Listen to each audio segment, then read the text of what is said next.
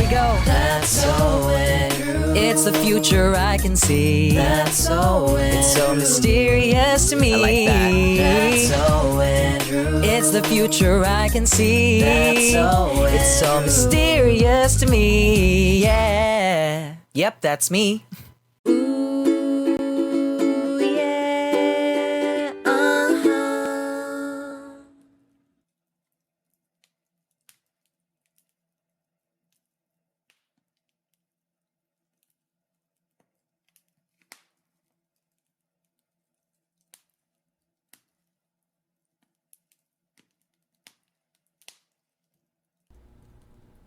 Hello. Hello, everybody. Wait, give me a second. Let me just transfer all of my scary... Okay, hold on. Give me a sec.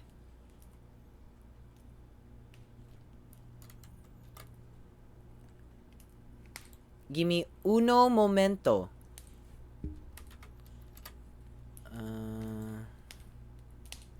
I swear I'm a streamer. I prepare things beforehand.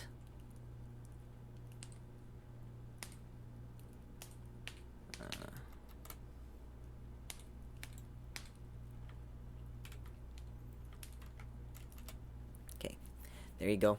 Alright, let me just close this. Let me put this in full screen so that you guys can see that my face is red.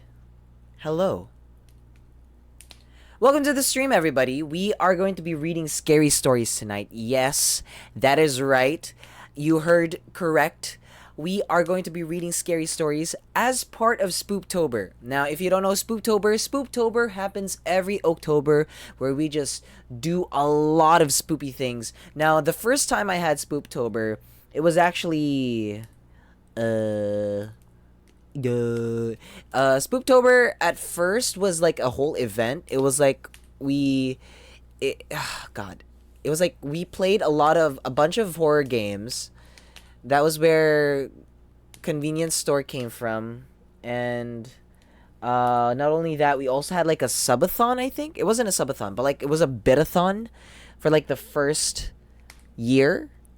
And then the second year, Spooptober just became something where we played a lot of horror games. Now this year, I wanted to branch out, do something more than just, just scary games. I wanted to do some things like scary stories. Ooh, if you didn't know, Farts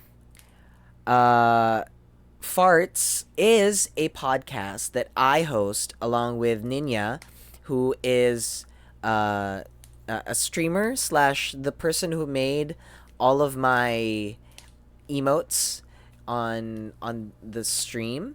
So she and I co-host the show, and we talk about real life scary stories.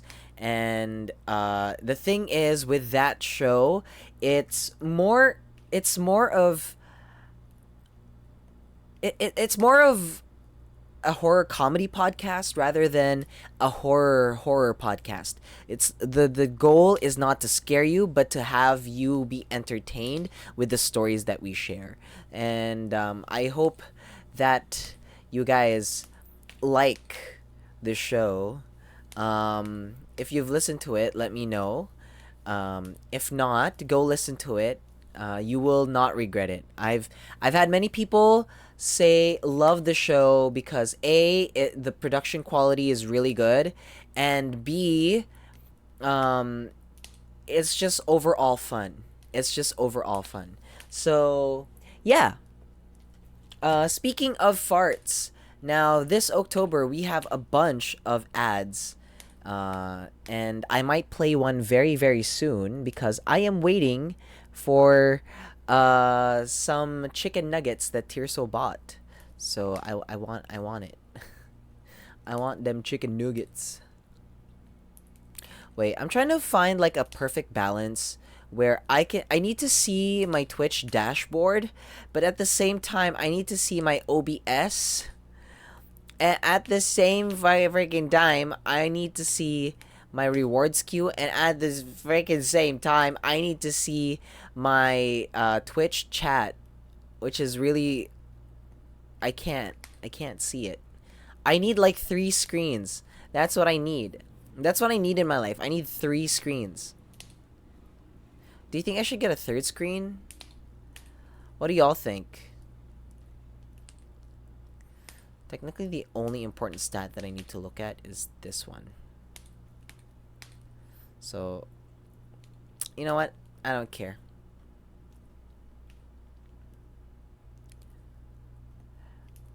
Below! The more screens, the better. Hello, someone on Earth. Hello. Welcome to the stream. Are you here for some spooks?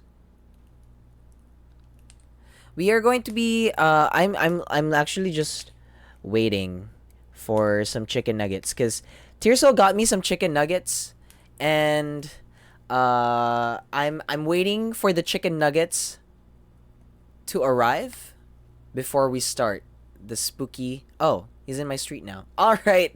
We will be right back. We are going to go take a quick little break, and when we come back, I will have my chicken nuggets. So, be right back.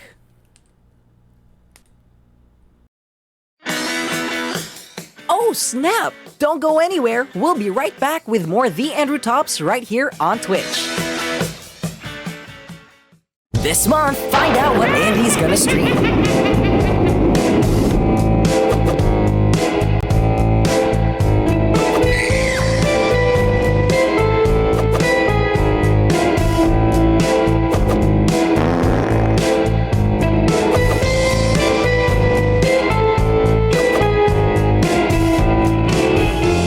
So come on down and have fun with The Andrew Tops right here on Twitch. What's the scariest story you know? Is it from a book, a movie, a TV show? Or is it something that happened to you in real life? You don't know about that? No. You don't know about that? Oh my god. I am genuinely freaked out. Hi, my name is Andrew. And I'm Nina. We're best friends and we're kind of super messed up people. Oh, and we love to talk about horror. And I'm like, I want donuts. What? Donuts. Okay, maybe we don't talk about horror all the time. We started a podcast where we talk about real life scary Oh, and stories. Andrew sings a lot too. Hey, don't tell them that. So get ready to shit your pants with fright. And listen to the frightening, alarming, real life tales show out on Spotify. Apple Podcasts, or wherever you're listening to right now. Don't say I didn't warn you. Hi, I'm Andrew. And you're watching The Andrew Tops right here on Twitch.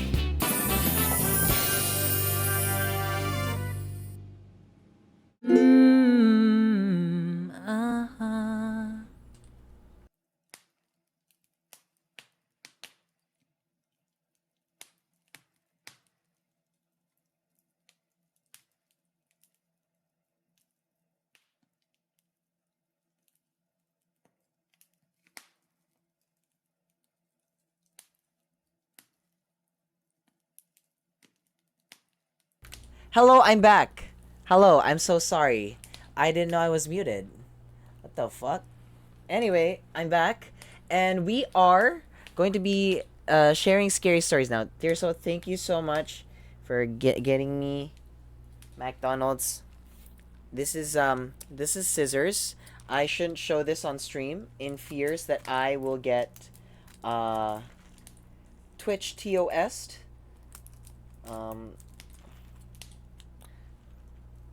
Look, Twitch, I'm just here opening something using scissors. That's what you use scissors for, right, Twitch? Right? This is what you use scissors for. Anyway, he got me. I don't know what he got me.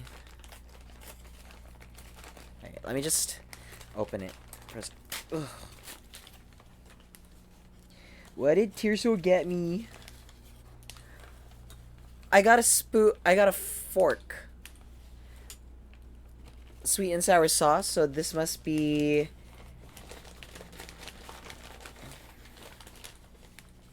Chicken nuggets. Oh my god, yes. We love chicken nuggets here. Okay, chicken nuggets and with the rice. With the rice. Thank you. Okay. Anyway, we will eat that later. I guess it's time to start with the first story. Do you guys want the first story? Are you guys ready for the first story? Also, I should it shouldn't just be this. We should have like more music, right? Do you think we should have more music? Like spooky music, right? Do you think? Do you think so? Do you think that's something that we should do? Do you think so? Oh, I'm gonna look. Okay, so in the podcast, we have a bunch of songs, right? Oh, hold on. Sorry. It's a little dark. Let me turn the lights on even though it hurts my freaking eyes. Okay, so in the podcast, we have a bunch of sounds. We have a bunch of music. And in the thing is, I haven't used any of the music in so long, so I don't know how they will sound like. Lock the doors, 'cause the killer is on the loose.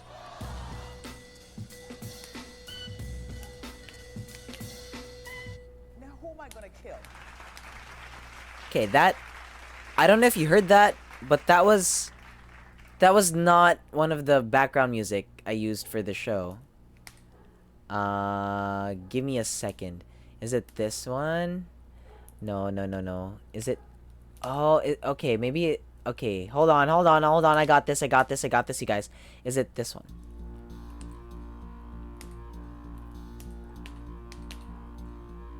Now, can you hear that? Do you guys hear that?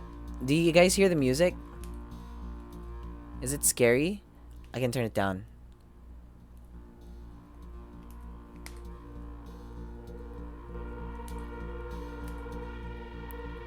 Alright.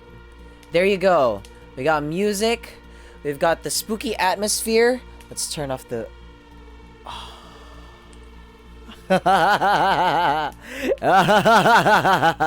Are you ready for some spooks, you guys? Alright. This is the first story. I'll eat the chicken nuggets later. So this story is called This Is Not a Sewer Slide Note.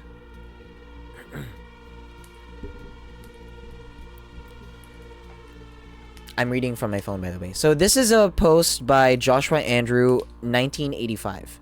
This was posted 4 years ago at our Scary Stories. Love it. All right. 3 months ago, I learned of my uncle's passing. We weren't particularly close, but he left me one of his houses in the will. I was touched, but just wanted to sell it off. I'm a fairly new father of twin girls and didn't need another thing to manage right now. To speed up the process, I decided to travel across the country to live in the house until a sale was assured. My job just requires a laptop and phone, so I was approved to work remotely for the time being. Unfortunately, my wife had to stay at her job, so I had to come alone. At first, I treated it as a mini vacation. I had hoped that it would only last a week, but the process was more involved than I thought. I had a realtor taking care of most things, but after a month, I'm still here. I noticed things going wrong right away. Stuff was never where I last placed it. I'd see shadows out of the corners of my eye. I'd lose track of time constantly. I thought it was caused by the stress, loneliness. Except for a few times the realtor came by with prospective buyers, the house was the quietest place I had ever been in. Before I completely lost my mind, the neighbor came by with a dog. She was an elderly woman who explained that she had been dog sitting while my uncle was in the hospital. Now that I was here, she thought I should take Buster, the golden retriever. I thought the neighbor might have been forgetful because she seemed to think my uncle had just passed last week. Either way, I fell in love with Buster, and his presence was exactly what I needed. I even thought it would be a tremendous present to bring home to my girls. I just hoped my wife would feel the same way. However, even the dog could tell something was wrong with the house. Buster accepted his new living arrangements pretty quickly, but would never willingly go upstairs. This was alright with me at the time. I thought it would make him easier to keep track of him. Then, Buster disappeared. Literally 1 second he was standing right behind me as I was opening her treat jar to give him a snack. My eyes left him for just a moment to put the jar back, and then he was gone. I ran through the whole house calling his name. The kitchen was connected to the living room, and on the other end of that was the master bedroom and the study. The other end of the kitchen led to a dining room, which was connected to the entrance hall that also led into the living room and the stairs to the second floor. Hold on. Can I just, like, that was, that description was just so confusing. I was like, what? Where are we? Okay. Sorry. Let's go back. Scary stories.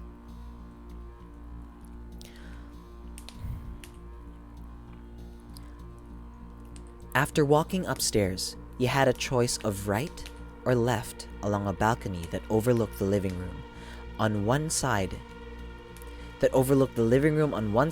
and the entrance on the other. Going left led immediately to a guest room and game room. Going right led to 2 more guest rooms and a bathroom at the end of the hall. I looked in every room and had to accept that somehow the dog made it outside, even though there was no doggy door and every door and window had been closed and locked. So I searched the surrounding neighborhood for another hour before giving up. I was thinking about making flyers when I opened the front door and heard Buster scrambling towards me from the kitchen.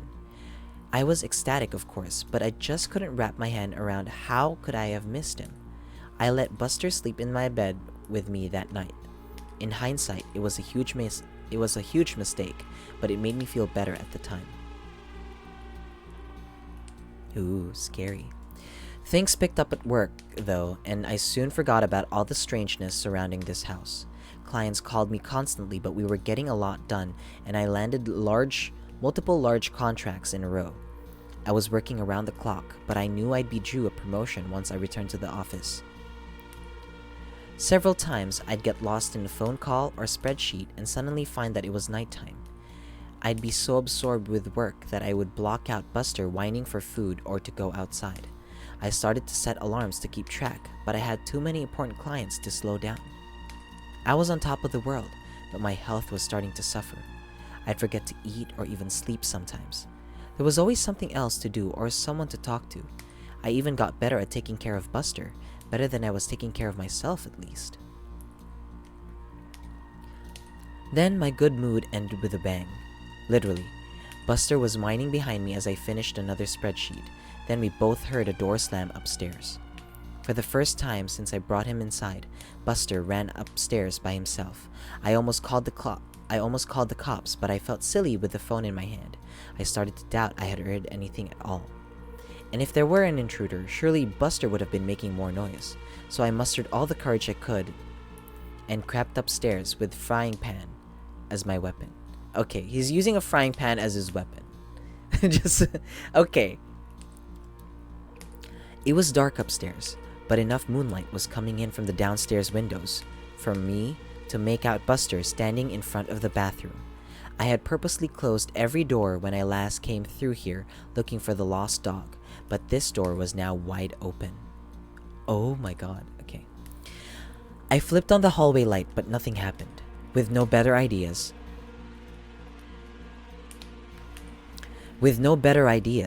I raised my frying pan high and walked slowly to the bathroom. There was no window in there, so it was pure darkness inside. I was terrified. Bizarrely, Buster just looked frozen. His tail stood straight up and he just stood there pointed towards the door. I tried to take it as a good sign that he still isn't barking. That's what finally got me through the threshold and into the bathroom. The whole time my eyes had been getting used to the darkness, and the bathroom was too small for there to have been anyone there without me noticing. I started to relax, then I took a step forward into something sticky. I suddenly realized that I had my cell phone in my pocket. I pulled it out and turned it on to cast some light on the floor. I immediately dropped it at the feet at the sight of bright red liquid surrounding my feet. I fled the upstairs, and this triggered Buster to follow. This time, I had no trouble calling the police. Thankfully, there were already a patrol car nearby, so 2 officers arrived within a couple of minutes. Their powerful flashlights cut through the darkness like knives, but they soon found nothing was wrong with the upstairs lights. Something did appear to be wrong with the pipes, though, as they called out from above that the puddle was just rusty water. Because of their insistence, I climbed the stairs again and clearly saw a muddy brown puddle in the bathroom. The banging must have been from a pipe breaking. Both cops had a laugh at my expense, but were otherwise understanding. They even gave me a number of a good plumber through my cell phone.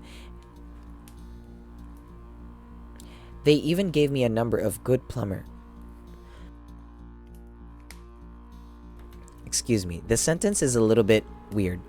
They even gave me a number to a good plumber, though my cell phone was ruined after I dropped and left it in the puddle. I would have to use the one landline in the kitchen from now on. I let them out and promised to call the plumber first thing in the morning.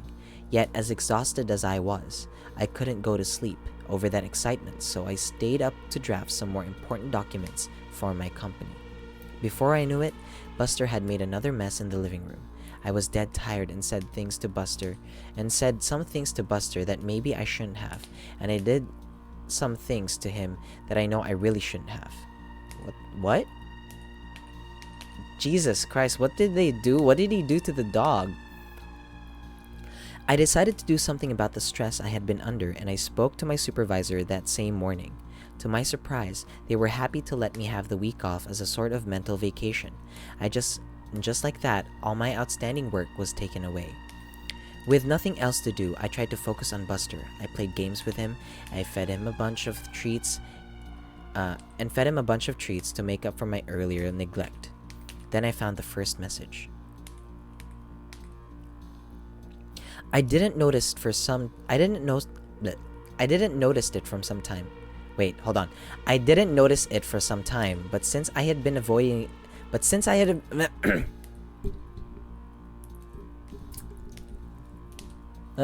this usually happens when I speak too much. Give me a second, I need a drink. Okay.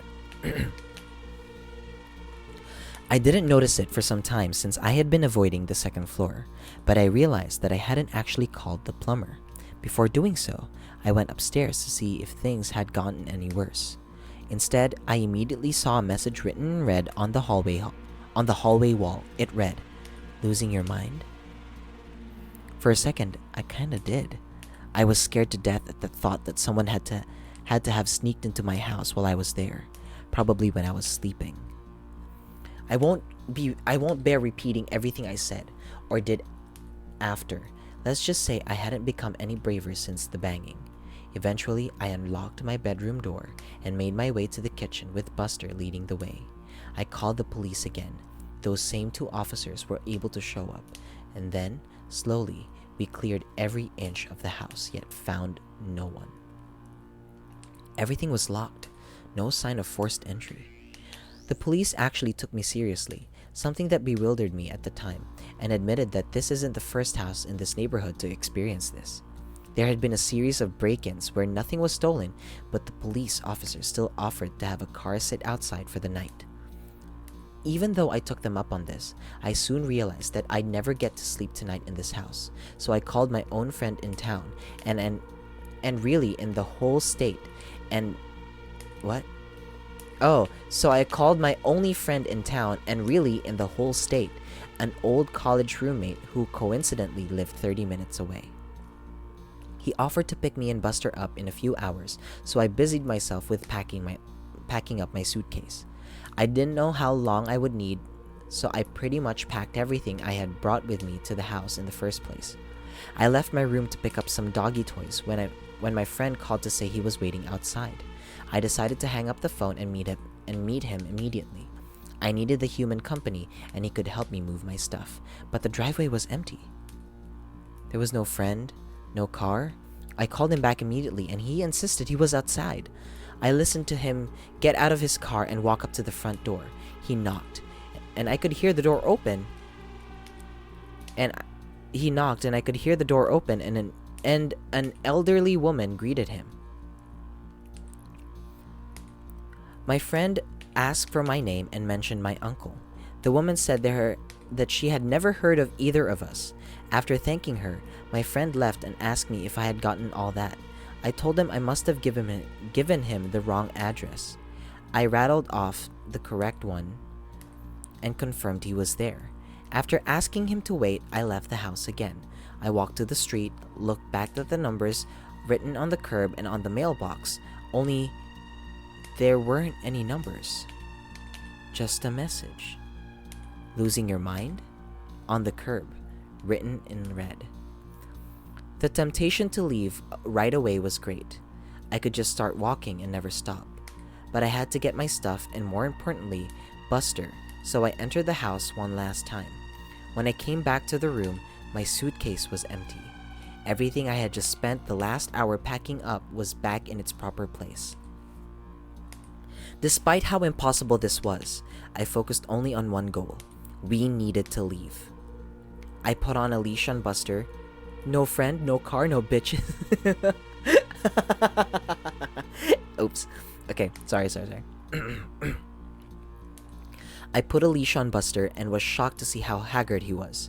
I resolved to make it up to him when this was all over. I tried to leave out the front door like nothing was wrong, but I couldn't open it. The knob turned freely, but the deadbolt wouldn't slide back. I was really scared now, but Buster's presence helped. I knelt down and gave him a hug, and he gave me an idea while licking my face. Whatever was happening, it sure wasn't the result of a maniac hiding in my house. Still, I didn't know what forces were actually opposing me, so I walked to the backyard and said loudly, "Well, Buster, time for a little walk." The glass door slid open easily. Buster bounded out happily. I guess it had been a long time since I let him outside. I followed more tentatively and for the first time examined the backyard closely. There was an iron fence surrounding the yard with another space between the bars that Buster could slip through. And then I saw it. A tree that grew too close to the fence and had several branches extending through and above it. I assumed the gate would be supernaturally locked too, so this was my exit. Buster didn't need any prodding. He waited patiently for me on the other side as I painfully pulled myself up and over the fence. I was suddenly aware of how weak and tired my recent lifestyle had made me. When I was in the process of climbing down the tree on the other side, Buster growled once and then took off like a shot towards a nearby hill. I jumped down and gave chase. He disappeared over the top, and I scrambled to keep up on the surprisingly steep surface. Luckily, I found where someone had laid some stone bricks into the side for an easier way up. It was still steep enough that I had to focus on placing my feet correctly to keep from sliding, so I was looking down when my next reach up resulted in my hand grabbing carpet. Confused, I looked up to see the second floor landing. I looked down to see the rest of the stairs that led to the entrance hall and living room of the house. Buster was nowhere to be found. So, okay, this is what happened. He was climbing up a tree, and then he found like some bricks, like going up like steps. And so he started climbing up on it, but since the hill was too steep, he had to climb on his fours. And when he reached the top, he was back at home, in his house. That's what happened. Okay, hopefully you got that. Got it? Understood? Alright, let's continue.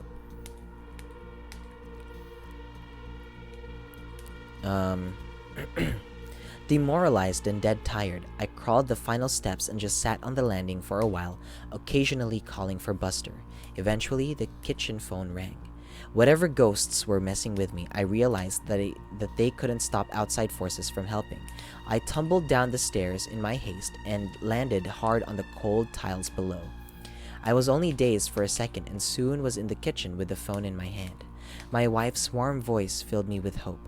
She was concerned that she hadn't heard me for a while. I couldn't recall the last time I had even tried. She was trying to tell me that my work hadn't heard from me in a week, while I tried to tell her to call the police. Her words gave me pause though. I asked, "What do you mean? I was given the week off." "Dear, I thought you were supposed to continue working as soon as you got there." Yeah, but they gave me a week off because of all the stress I've been under." "Wait a second, how long have I been out here?" "Honey, you've been gone for almost 9 days now." Huh? Okay.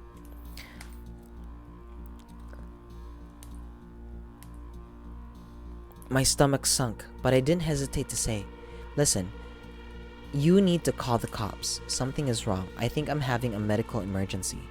I had just been trying to come up with an excuse to limit the amount of follow-up questions, but I ended up realizing that this was actually the most likely explanation.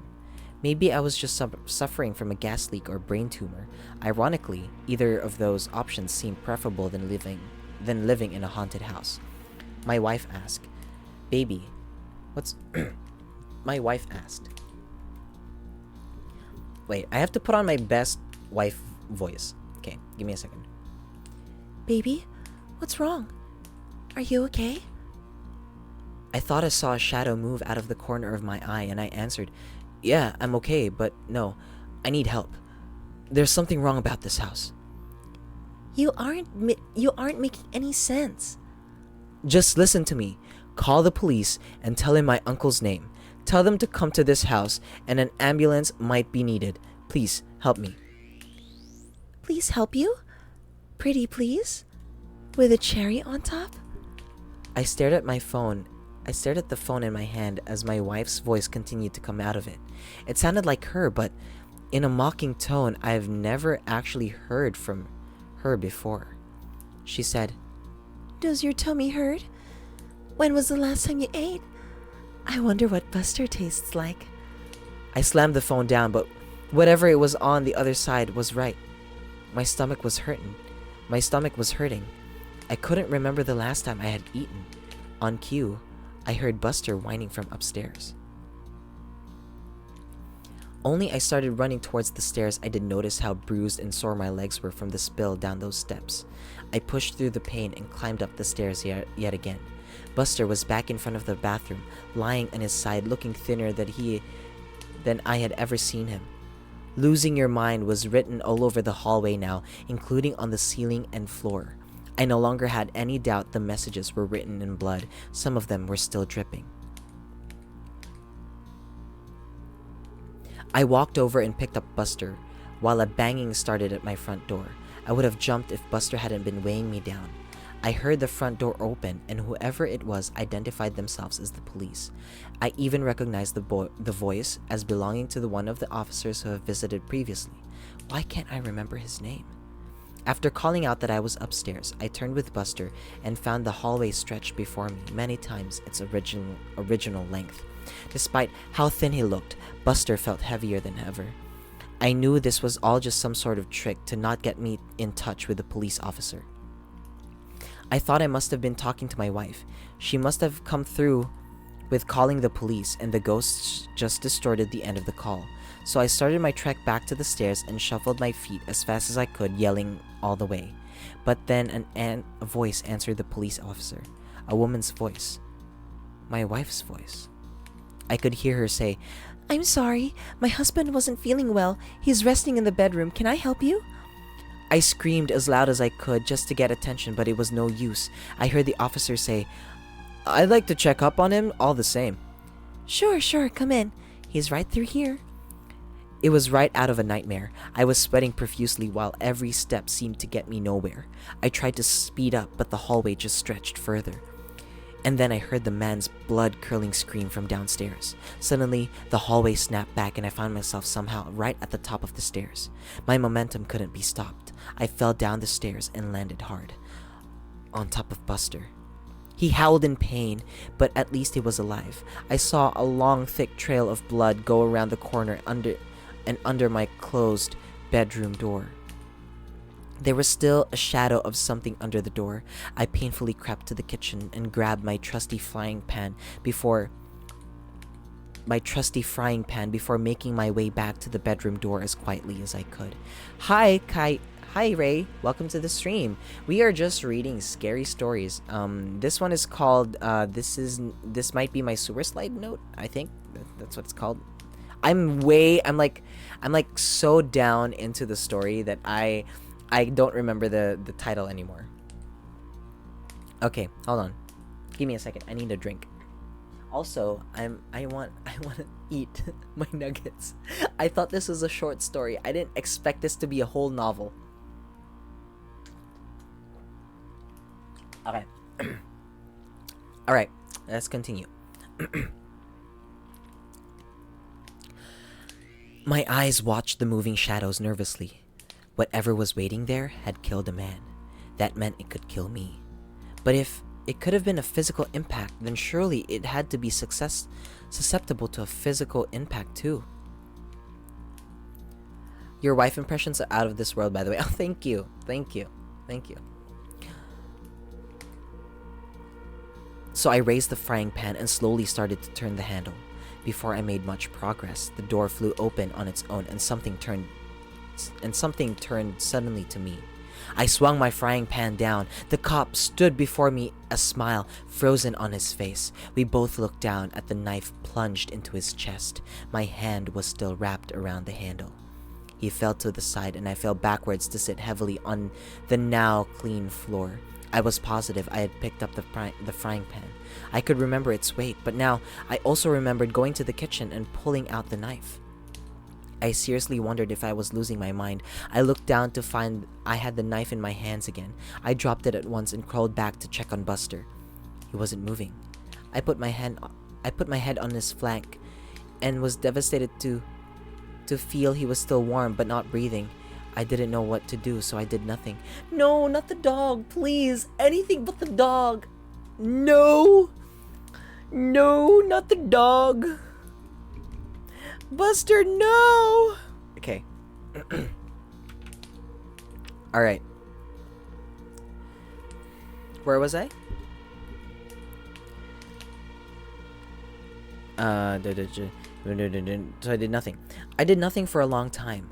I was lethargic, but somehow made it to the couch in the living room. I waited there until nightfall and then slept on the couch. When I woke up, I waited some more. I wasn't sure what I was waiting for, but nothing horrible was happening while I waited. I wasn't in a hurry to change that. But the bodies of Buster and the cop were still there. I needed to do something. My stomach rumbled as I finally got off the couch. There was another problem with just staying put. First things first, I found a shovel in an outside closet attached to the backyard porch. Digging the hole was exhausting, so I settled for just burying Buster now. I planned on getting the cop after finding something to eat. I picked up Buster and carried him outside. His fur was still so warm. It was hard to believe he was gone, but there was no life behind his big brown eyes. I gently laid him down in the hole and got to work. Sometime later, I wandered into the kitchen and raided the pantry. The house was quiet apart from my efforts. Whenever I stopped moving, the silence was complete. I wondered if the ghosts had just been trying to make me a murderer after all. Now that their goal had been met, maybe they would leave me alone for a while. Just in time, because I was starving and didn't need any more distractions, I opened a box of cereal and a handful up to my lips when I paused. How could I tell I was actually eating what I was looking at? What if I had actually been opening a box of rat poison? I still wasn't sure what these ghosts were capable of. I imagined the food turning into worms after it was already in my mouth. With that thought, I threw the cereal to the ground and stomped off. No longer hungry, I needed to concentrate my efforts on leaving this place. Right on cue, I walked by the front door. It was wide open. Instinctively, I made a leap for it before stopping my outstretched hand just a foot short of the door. This had to be another trick. I could see the door slamming shut in my face or even taking a few of my fingers with it. I could feel a breeze enter the house, but I was too scared to move. This was the most impossible situation I had ever been in or even heard of. All of my senses had just failed me before. However, my need for freedom eventually caused my feet to move. Upon slowly exiting the house, I saw the cop car just sitting in the driveway. The door was unlocked and the keys were sitting in the front seat. My mind went wild trying to explain the situation. Maybe the cop was secretly a murderer and had killed previous owners of this house. Maybe his sacrifice helped them move on. I couldn't think of any other explanation for my good luck this time, so I just pushed my misgivings down and got in. I drove out of the neighborhood without incident, but I had new problems. I was in an unfamiliar city, driving a cop car with no money and other belongings on me, and I had no idea what to do next. So I just kept driving. It felt good to be free of that house. It felt good to see the sun, so I kept driving on and on. Left turn, right turn, left turn, right turn.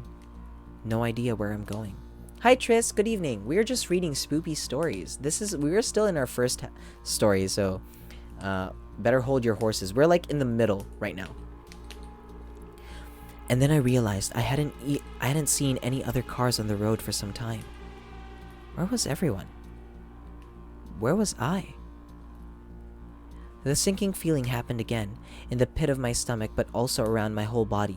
I sunk back into the car seat and realized I was sitting in an armchair. I was back in the living room of my uncle's house. That gave me the chills. In my mind, it was a transition. He was like in his car, and then he's kind of just like, hold on. He's kind of just like,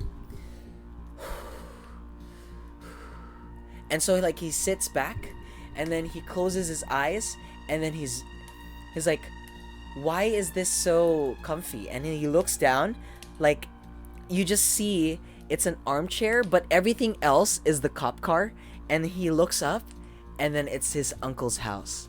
Fuck. That gave me the chills.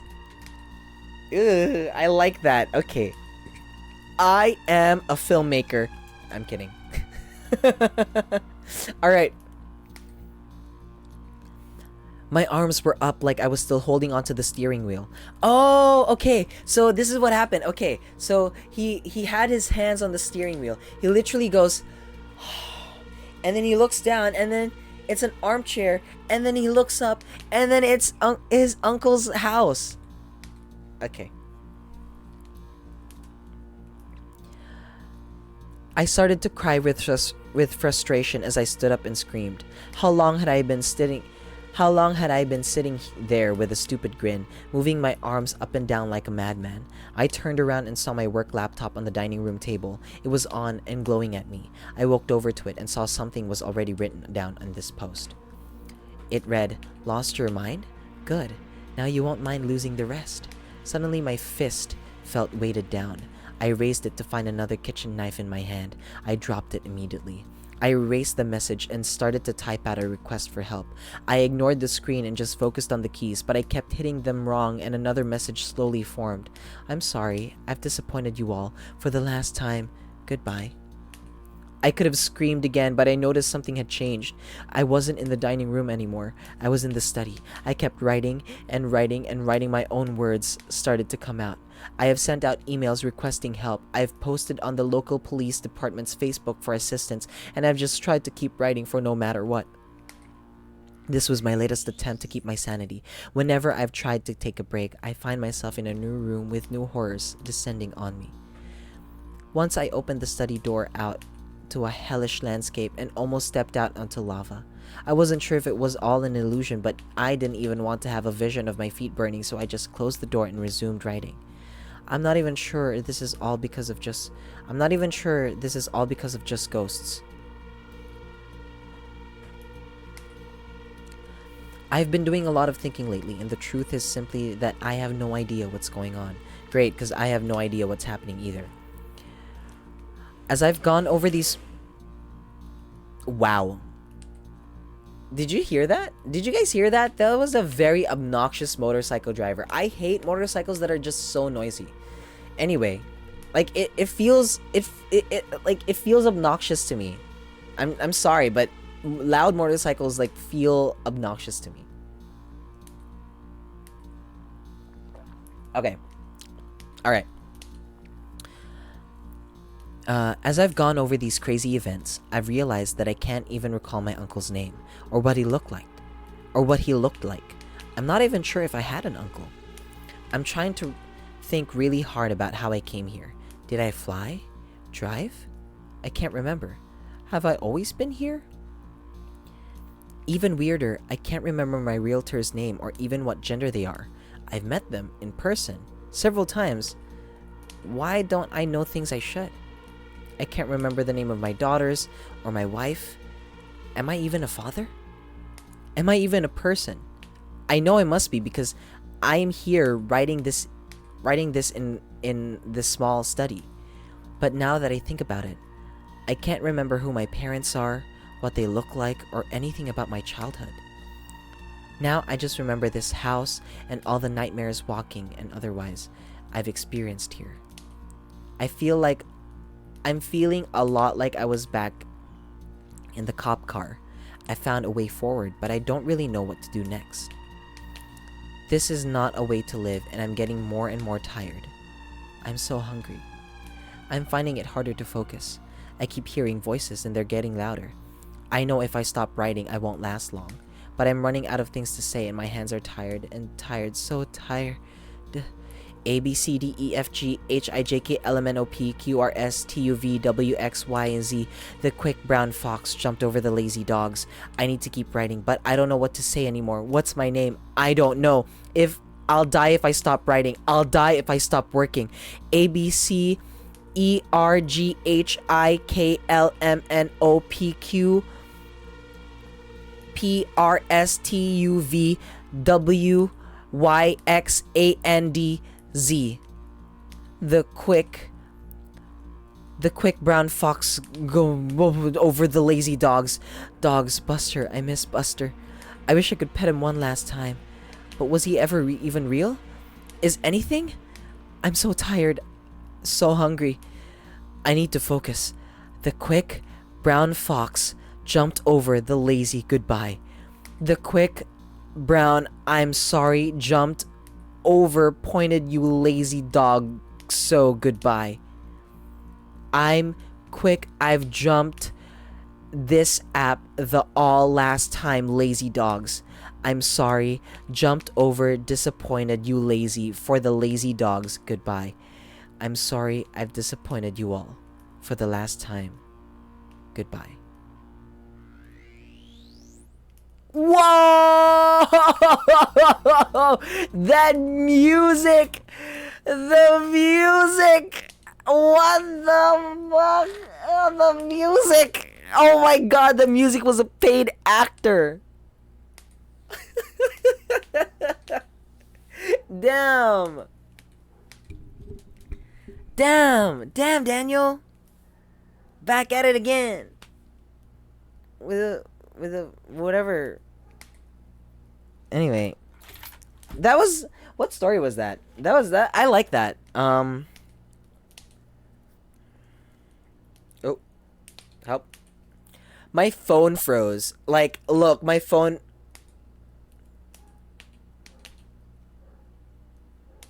What the hell?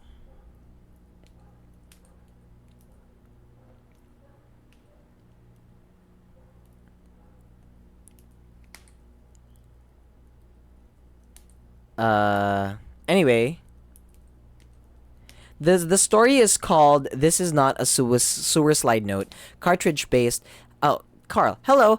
I'm just making a quick stop by while I take a break from recording. Ooh, hello. We are currently reading scary stories. This is the first one I just read. This is called This Is Not a Sewer Slide Note, and it's really good.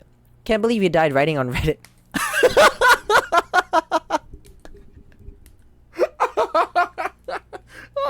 Oh my god. Tirso, why would you say that? Okay, so there's an update. There's an update. Wait, hold on. Okay.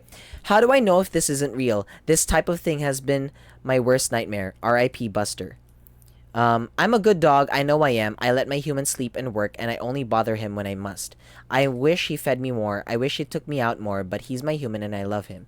If only I could help him. He's not well. He keeps talking to himself, to the walls. I watch him run up and down the stairs. I watch him walk in circles. I watch him try so hard to get right back to where he started. Sometimes he doesn't hear me, so no matter how much noise I make, I wonder what's wrong with him. Today he fell down the stairs, then he just opened his bedroom door and fell down in front of it too. I'm starting to get really worried about... Oh, this is Buster's point of view. Okay, hold on.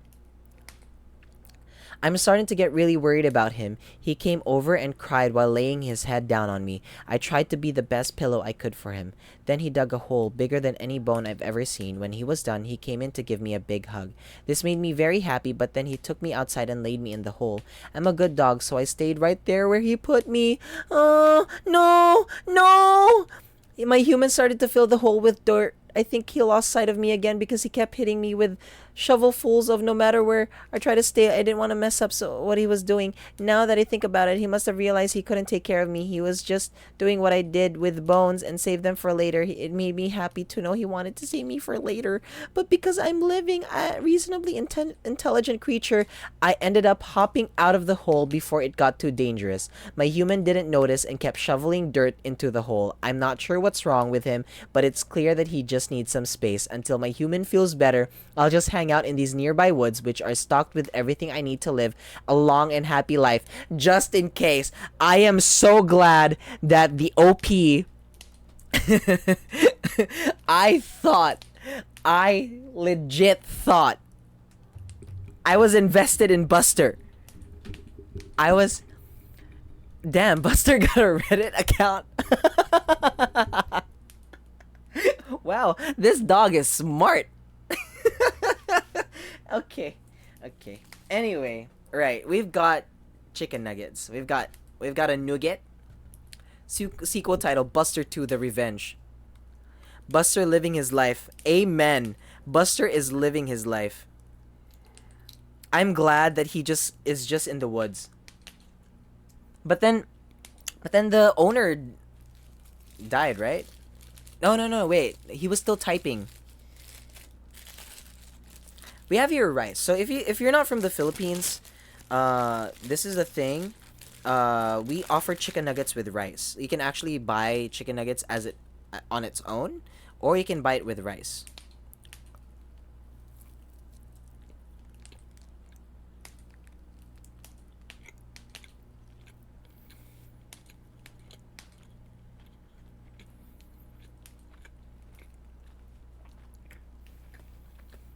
I feel like a cute Japanese schoolboy.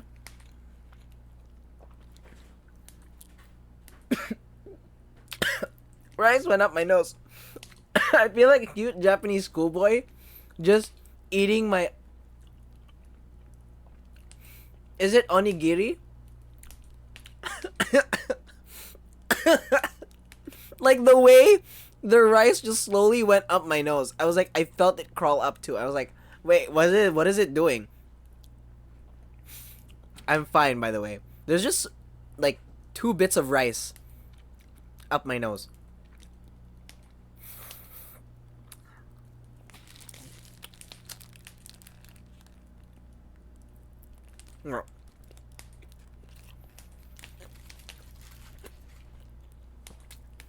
This ain't a spoopy Reddit story, but if ever you have the time for feels in 4chan green text, the Ballad of Ella will change you. Ooh.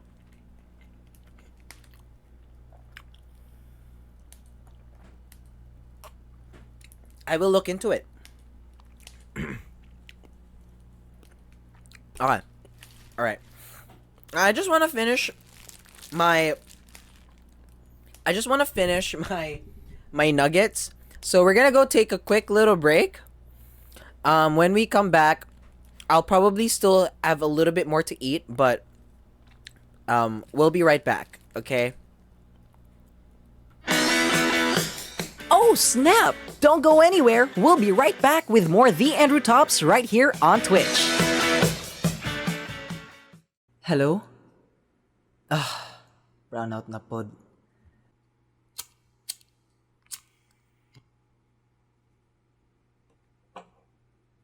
You know, now that Ninya's back, you'd think that everything would be back to normal, but nope. Every night, I am still having nightmares. It kind of reminds me of the story that inspired a famous movie franchise. So, Here is the story of Night Terrors.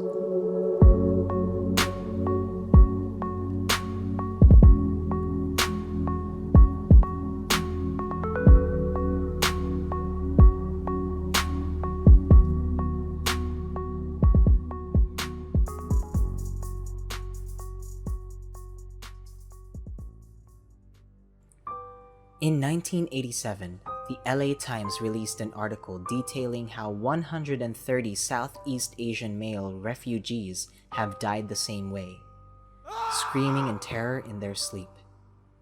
This is apparently so common in Asian countries that we have a name for them. In the Philippines, bangungot; in Japan, pokuri; and in Thailand, laitai. All of these names roughly means the same thing: nightmare, death.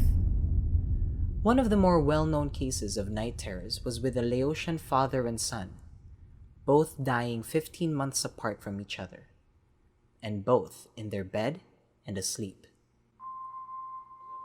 According to doctors and relatives, there were no known symptoms that could have explained their death. They were both healthy, and nothing seemed wrong with them before they suddenly died. This is apparently so common with the other victims that it's been called sudden unexplained nocturnal death syndrome. Now, 33 years later, not much is still known about the phenomenon, but it has inspired one of the most successful horror movie franchises in Hollywood, The Nightmare on Elm Street. Well, I guess that's it for tonight. I'll try to go to bed. Good night.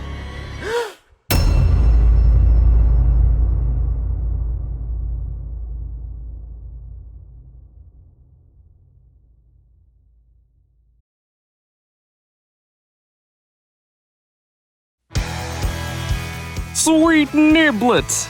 The Andrew Tops is live right now, here on Twitch.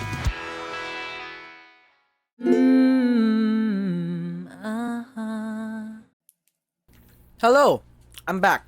Alright, I'm almost done with my nuggets. Did you like that? Did you like that ad? I'm going to be, for the whole month of October, we're going to be using some of the videos that I made for farts. So these videos have been released into the world, but they don't have a proper, like, they don't have like a proper place in life. Like, I think they're in the farts YouTube channel. It's just that like, nobody goes there, not even me, so I don't know.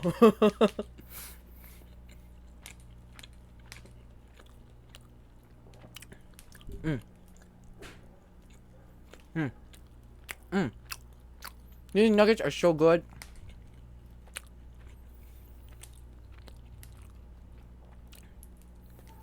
Do you guys have a favorite chicken nugget flavor? Like chicken nugget dip flavor? Mine is sweet and sour sauce.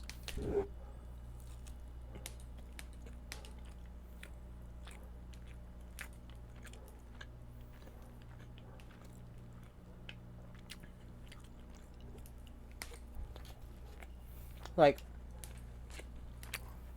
no offense, but I hate this. I hate this with passion. Like, I hate it so much. I just don't think it's a good flavor. Like, for me, it feels too salty.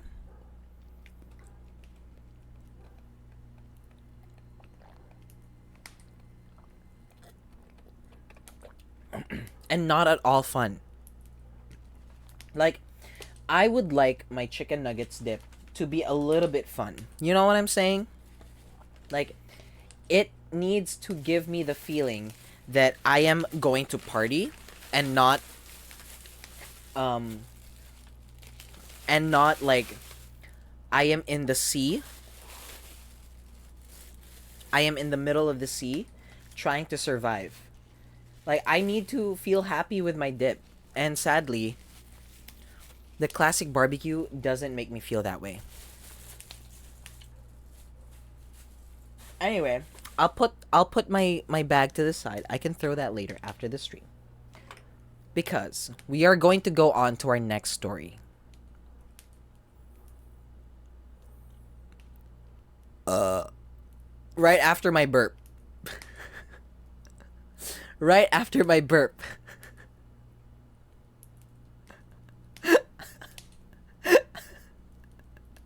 I'm sorry. But that burp was just so violent. It was funny. Bruh, I'm funny. Alright. I think I like this setup. I think I like it if there's like just a little bit of white in the side. Oh, that's a little too much white. That's a little too much for me. Alright. I like that. I like it being duotone because it like you can see my whole face, but it's giving the ambience of red.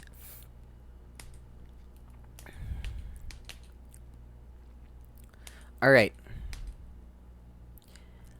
This one is called oh, my phone is not responding again. Look. Oh. Why is it every time I show it on screen, it starts to respond? Okay.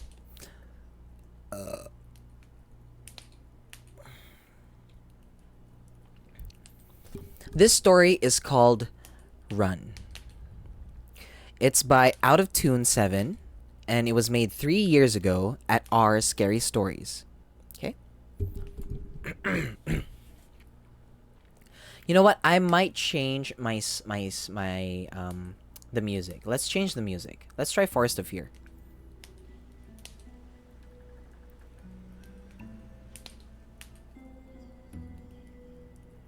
Okay. Work. I like that. Okay, I like that. I like the song. All right.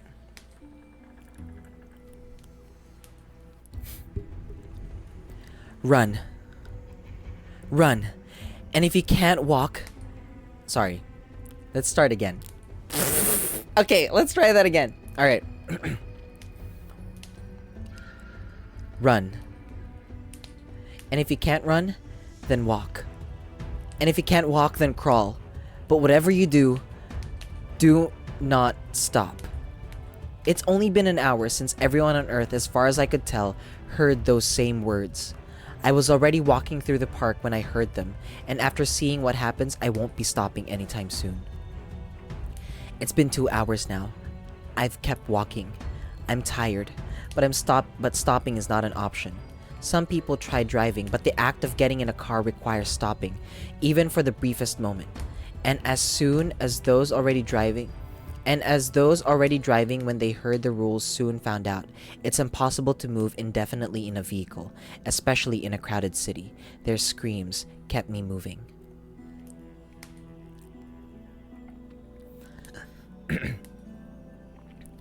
It's been 4 hours now and I'm exhausted, with the only thing pushing me forward being the fear of what awaits when I stop. And yes, I mean when proven by plenty of those around me, eventually I'll have to stop. Some have just given up, accepting their fate only to immediately regret the decision. Some just couldn't take the screams anymore and most simply don't see the point of continuing. And with every step, I'm starting to become more and more like the latter. Hi Lavender, welcome to the stream. We are reading scary stories tonight, so if you would like to chill out, relax, just like vibe with us, feel free. This story is called Run, and you can find it on Reddit. I love your enunciation. Thank you. All right, where am I? Oh, okay. So this guy. So the story goes. I know you, Lavender, you're late, so I will quickly recap what happened in the story so far. So basically, everyone on Earth heard the word, heard somebody or like a voice say run and don't stop. If you can't run, then walk. If you can't walk, then crawl, but don't stop. So everybody started moving, and those people who didn't move, I started screaming for their life. So I assume they died or something. So Um, now it's been 4 hours, and the person feels like they're going insane. Okay. Oh, this is the last sentence. Oh, the last paragraph. It's been about 6 hours, and for the first time I saw what happens up close. I was walking aimlessly down an alley trying to get away from the madness when I saw a young man no more than 16 crying. It didn't even register at first to me until he made eye contact with me. He had stopped moving. His eyes were bloodshot, and not just whites around his pupils. I mean the entirety of his eyes were crimson red. Black tears streamed down his expressionless face, and then he smiled. A wide, toothy grin that would have screamed of joy if it wasn't followed by a wide, toothy smile that would have screamed joy if it wasn't followed by an animalistic scream that would just give the biggest horror fanatic nightmares. I wish I could say witness his dying moments was the most horrific thing to happen to me today, but then it hit me. The realization that I had stopped moving. The music is a paid actor. What the fuck is this? I swear I'm not trying to end reading the story when the music ends. What the actual fuck? Can I send you a story of mine to read? It's only 55 words. Alright, sure. Go ahead, send it to me. This is a good story. I like this one.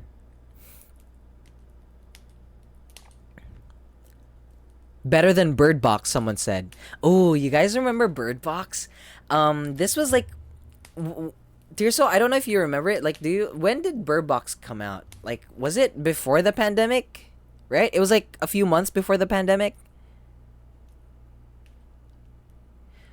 Oh, it was a whole year before the pandemic. I think Bird Box came out, and Tirso and I were, I think it was like near December, right? Yeah, December 14. So, during our anniversary, because our anniversary is like December 28. During our anniversary, we watched Bird Box. Yeah, we watched it on our anniversary. It was really fun. I love that movie. It was so good. Like, I love Sandra Bullock there, and just the acting and the whole world building type thing, where it was like, whatever you do, don't look at the entity or whatever that was like outside, because it made you go crazy or whatever. And then if you saw it through a camera, or like if you saw it through a lens, it didn't matter. If you saw it, it would corrupt you. Weirdly, you made me watch it on your phone when the TV was right there.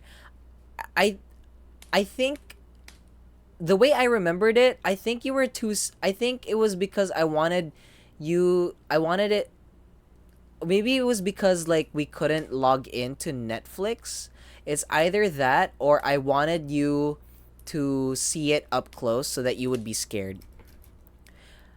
Sorry, I've also been MIA. I was eating and my gravy dish fell, so I had to clean up. I lost my appetite. Oh no. So you were listening to me while I was reading? You were eating while I was reading? Yeah. You were eating while I was reading?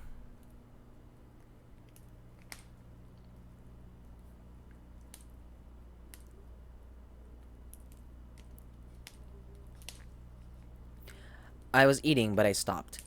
Oh my god. Is this a scary story? it sounds like the first scary story that we read. It was like, I was eating, but then I stopped.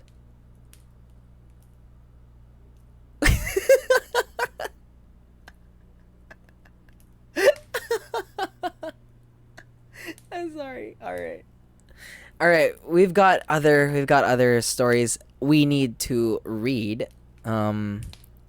That was the second one. It was called Run. I actually like that. Okay. Now this story. I've actually been seeing this story a lot on TikTok, but it's all okay, here's the thing.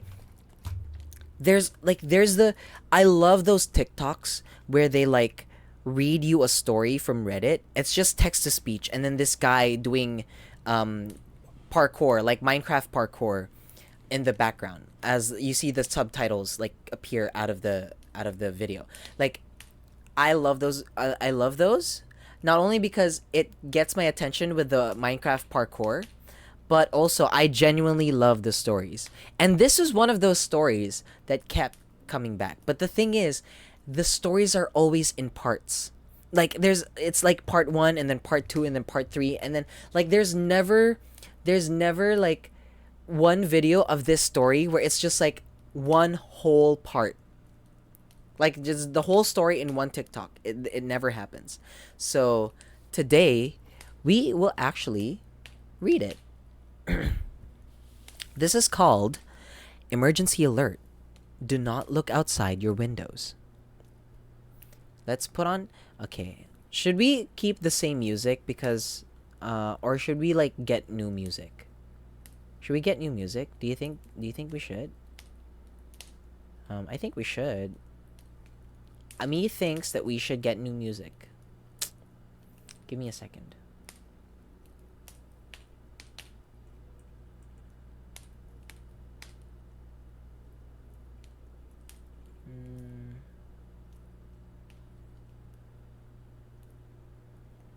Forest of Fear, Fart God. What is this one?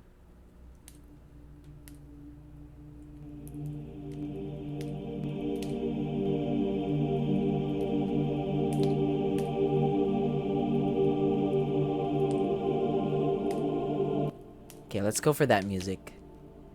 Let's go for that. Let's go for that.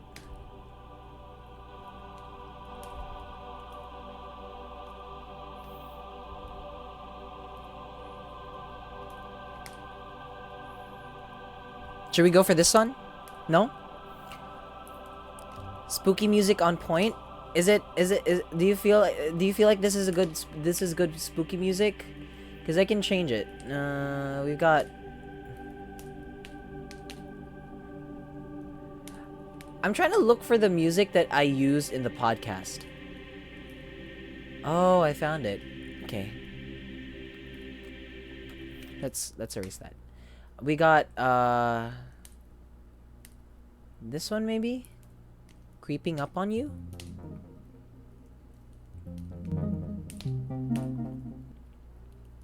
Okay, I like this one. All right, let's keep this one. Okay.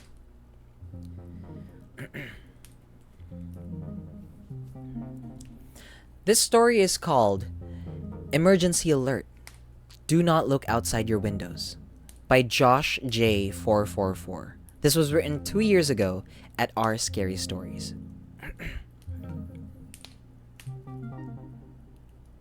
Emergency alert. Warning. This is not a test. I repeat, this is not a test. Citizens of the world, lock all doors. Close all of your blinds. Do not go near any windows. Do not look outside. Do not leave your house. Stay in a room with no windows. Gather what supplies you can. Turn off all the lights. And do not open the door for anything. Oh, by the way, I sent you via Discord. Alright, I got it. Don't worry. Hello, Purge voice actor right here. Really? That's the Purge voice? Really? I didn't know that. I don't watch. I never got into the Purge. I should watch it. The only Purge that I do is, the only Purge that I've experienced is the one that I do on the toilet. When I first heard it, it didn't sound even real. It sounded fake, like something in a horror movie. But it was an emergency, so I decided I probably should do what they told me. I grabbed a flashlight, pillow, my phone, charger, food, and basic other stuff to keep me entertained. Well, not the jump scare.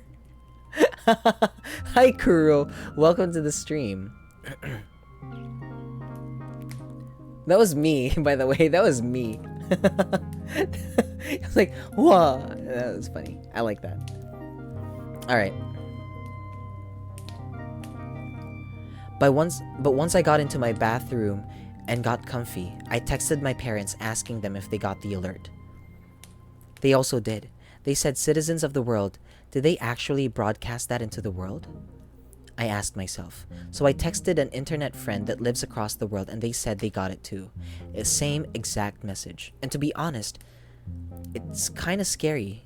They tell you what to do, but not what's going on. And the people are scared of that. 20 minutes later. Emergency alert. This is not a test. I repeat, this is not a test. Unknown creatures have been knocking on people's doors and been killing people that open the door. There is no 5 major hotspots. There is 5 major hotspots. Washington DC, Tokyo, Toronto, Moscow, and London. London? Sorry. All right. If they have been located all around, but it seems as if they were attacking those first. If this is an invasion, stay in your rooms, do not open any doors, do not look outside. They can kill you instantly with just a look. May God help us all. Emergency nuke sirens are going off. Tornado sirens are going off. What is going on? Is this a prank? How can an invasion be real? Are aliens real? How can I even comprehend that? I heard car alarms going off. I heard things being destroyed. They are here. They are killing. It sounds like a war zone out there, but without any guns. What can the government do? Just shoot them? But they would die looking at them. There's no possible way There's no possible way we could ever survive this.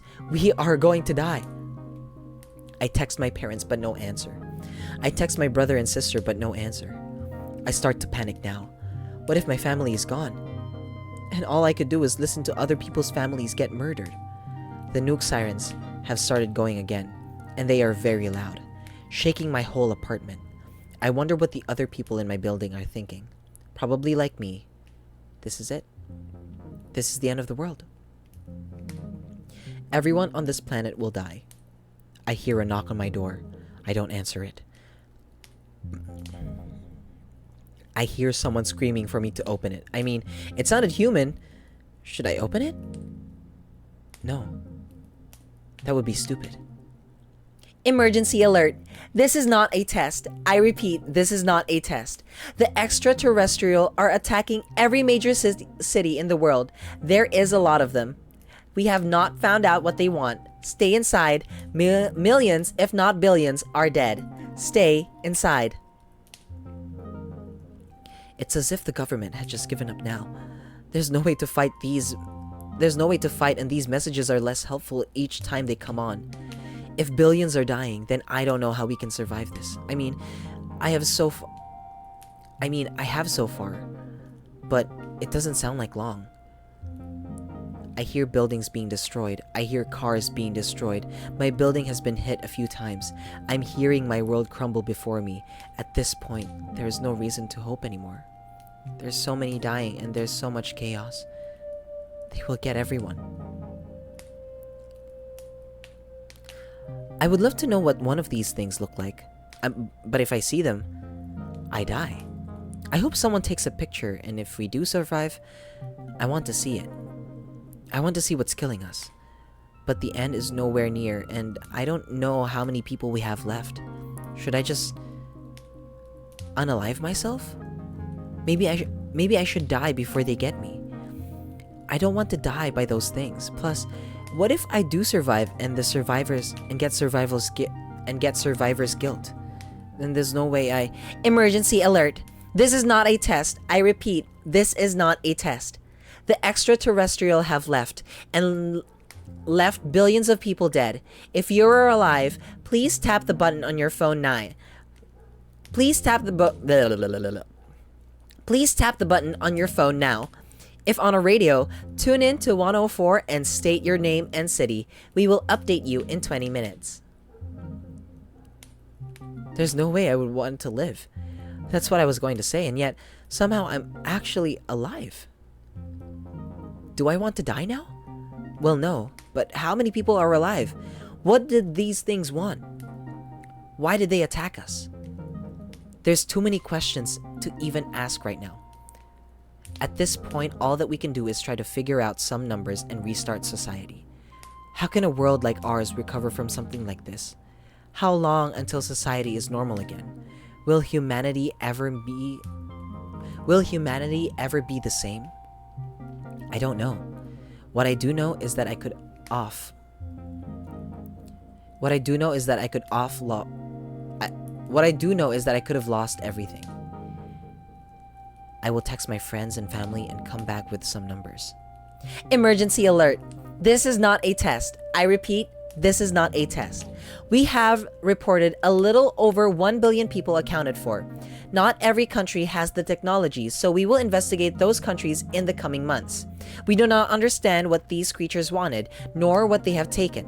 In the next month or two, we will be figuring out the next steps for humanity. May God help us all.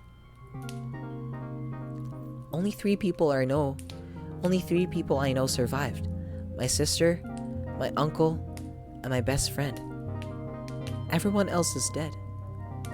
I want to unalive myself, but at the same time, humanity needs me. We need each other to continue human life. Only time will tell if there's anything next. Edit. It's 2 weeks later. The guilt is too much. I'm a fucking coward. Goodbye.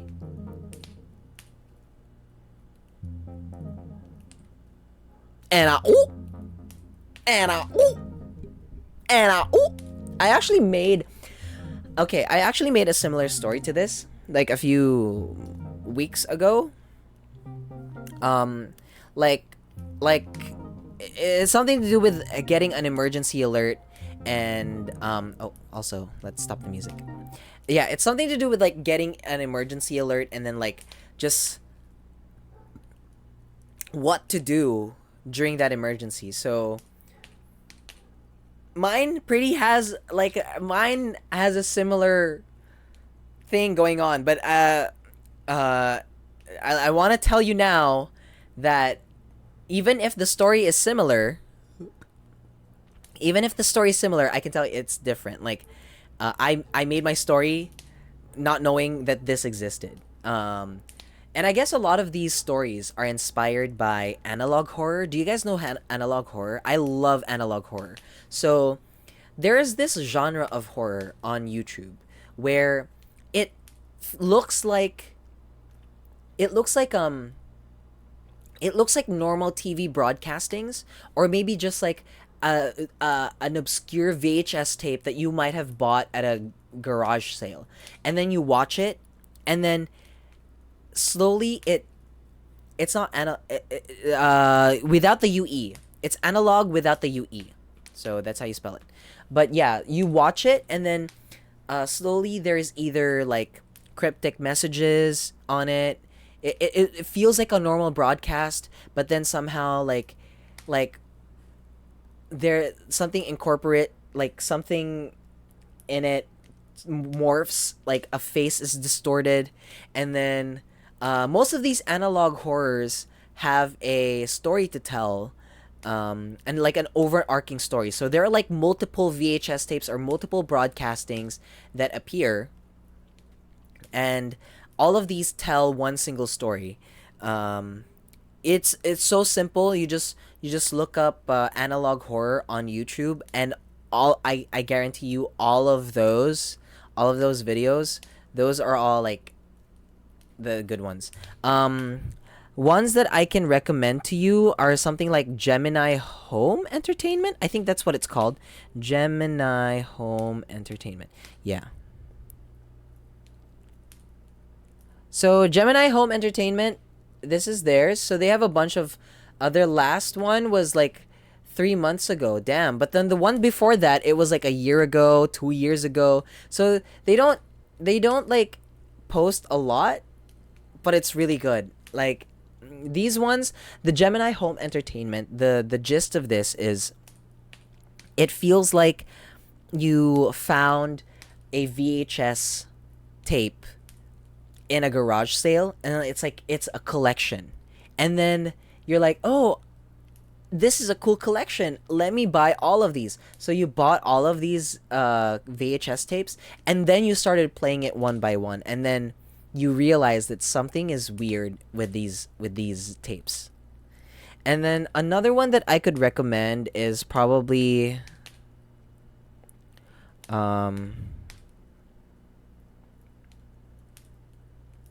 wait, there's a really good one.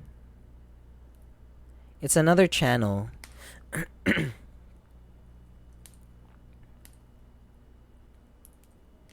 Wait.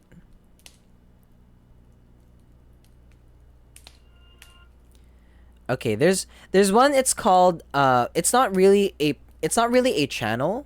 Well, it's a channel, but it's not like a dedicated channel for like it doesn't feel as immersive as the others. So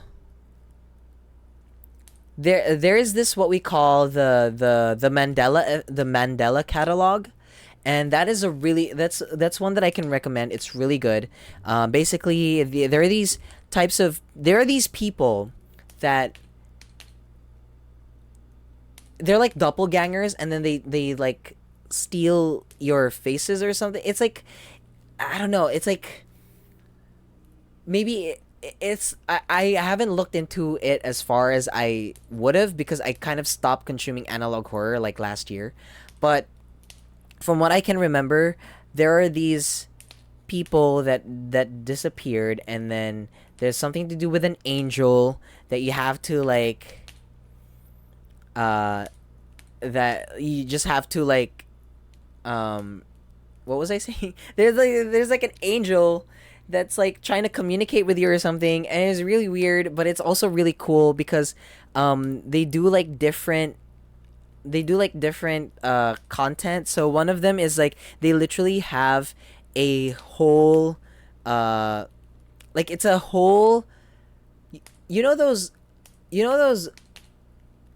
like 90s, or I'm not sure if it's 90s, but it's like a really old Jesus cartoon. It's like an old Christian cartoon. So here, let me just show you here. So this is like an old Jesus cartoon, like, and then in the middle,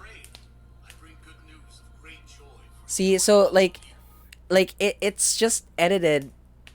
There are clips of the Jesus cartoon, and then somehow like throughout the video it just gets progressively like weird. The Mandela catalog is so spooky. I love the Mandela catalog. There's another one that I really liked. Okay. Anyway, so that's analog horror. Now we actually have our own version of an analog horror, and I've shown footage of like I've shown the video of it like during the ads. So I don't think I put it in I don't think I put it in rotation for this month, that video, but I should. I'll try to edit it into the next one. That one was genuinely scary. A lot of people gave feedback that it was genuinely scary. So there's that, and I'm very proud that I made my very own version of an analog horror. And if you are observant enough, you can actually try to figure. There's actually a puzzle in that analog horror, and you can try to figure it out. It's just a very simple puzzle. So when it does play, I hope you guys try to solve it. And what else? The Frightening Alarming Real Life Tales Show, the podcast that I host. The season 3, because every season. Sorry, every season after, yeah, every season at the end, we do a little series. It's called So Here Is the Story. So Here Is the Story, or SHITS for short. Fucking hell.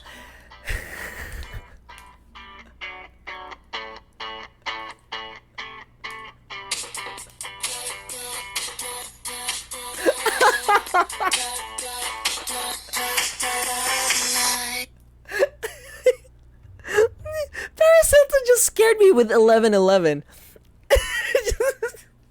Like I was genuinely scared because somebody was like, I was like talking about horror, and then somebody down below me starts speaking. I was like, what the fuck? And then I realized it was my alarm.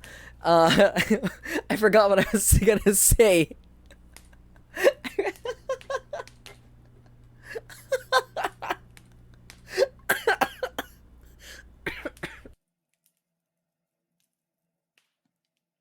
Hello, I'm back. Jesus, I didn't expect that. Okay. What was I gonna say? Yeah, the season 2, so here is the story, is an analog horror type show. So we do like 5 episodes where we highlight some of the season's favorite stories, and I do it in a way where it's just me and it's more immersive and it's more serious. So in season 2, I was obsessed with analog horror, and I wanted to do a shits that was very that had that feel. So I researched, and apparently analog horror is any type of new media, so radio, print, TV. If you use that, if you use any of the 3 like mass communication medias and you turn it into like a horror, like you add horror elements to it, and you make it look like the person is experiencing that horror themselves, then that is counted analog horror. And a first instance of analog horror is actually back in 1940s or back in 1950s. I talked about this on the show. It was during this time where Orson Welles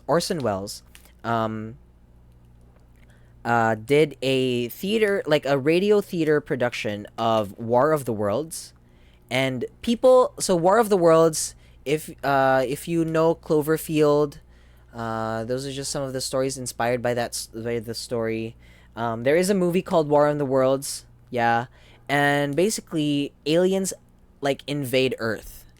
That is War of the Worlds, and they turned that into a radio drama. Now, because radio was early, like it was new technology, and people, you know, are experiencing things for the first time. They wouldn't know if something was actually made up or something through the radio. So they actually thought that the War of the Worlds broadcast was real.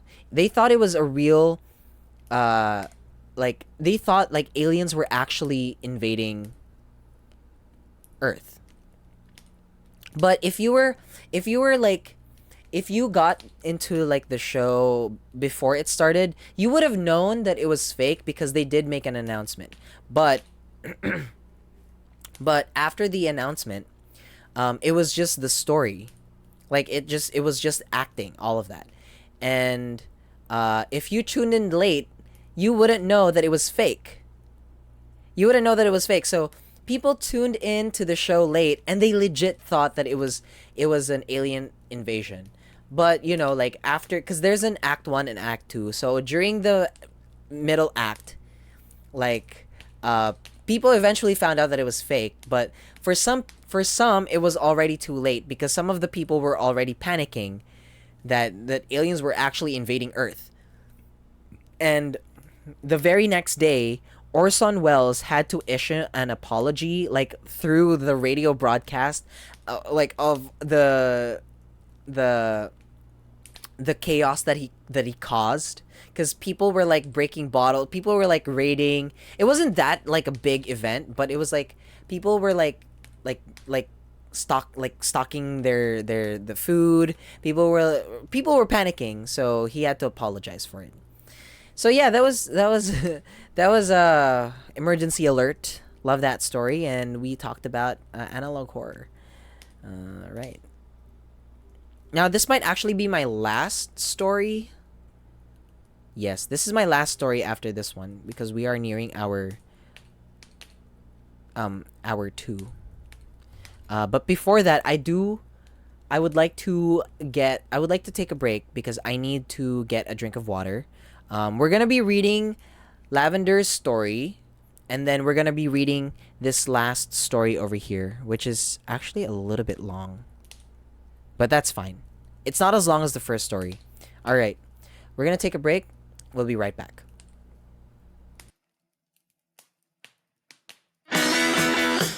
Oh, snap! Don't go anywhere. We'll be right back with more The Andrew Tops right here on Twitch.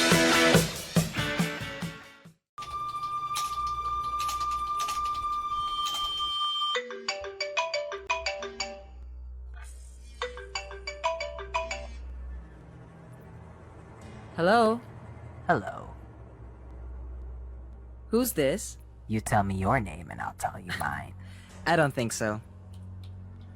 What's that noise? I'm typing. I'm actually getting ready to record a podcast. Really? What about? Oh, just some podcast that talks about real-life scary stories. Oh, you have a horror podcast? What's the scariest story you know? Well, if you want to know, you're gonna have to listen. What's it called? It's called the Frightening, Alarming Real Life Tales Show. We're actually going on our second season. So you got a co-host? Yeah, I host it with my best friend. Speaking of, she's actually here. Hold on. Hey, Beb. Hey. Listen, we'll record later. I'm kind of on a call right now. Oh, don't take too long. Our guest is waiting. We gotta interview them. Alright. Bye. Bye. You never told me your name. Why do you want to know my name? Because I want to know who I'm looking at.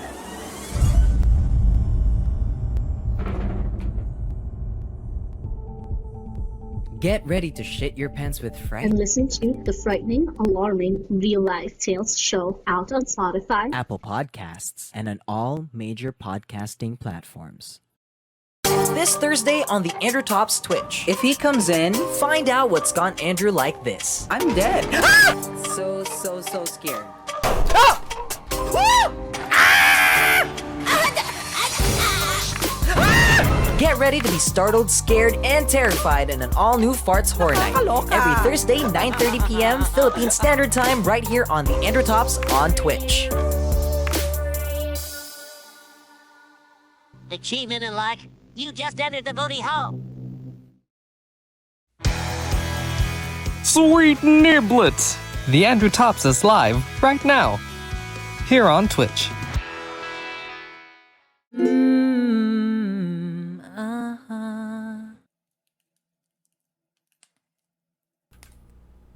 Hello, I'm back. My earphones accidentally got wet. Tirsa, what are you doing? Why? Chill out. Relax, man. You're like, I think you're being clumsy again because you're doing a lot of things and you're rushing. Are you good though? Are the earphones okay?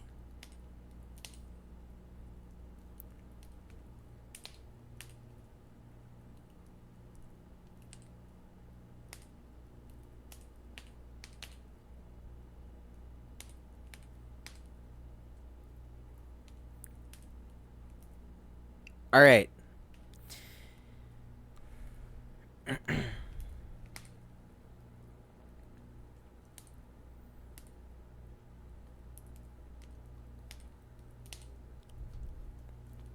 I put it in my short pockets because I was talking with my mom about the spilled gravy accident.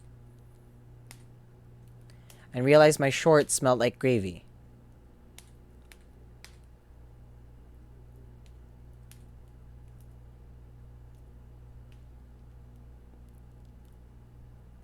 So we decided to soak my gravy clothes overnight.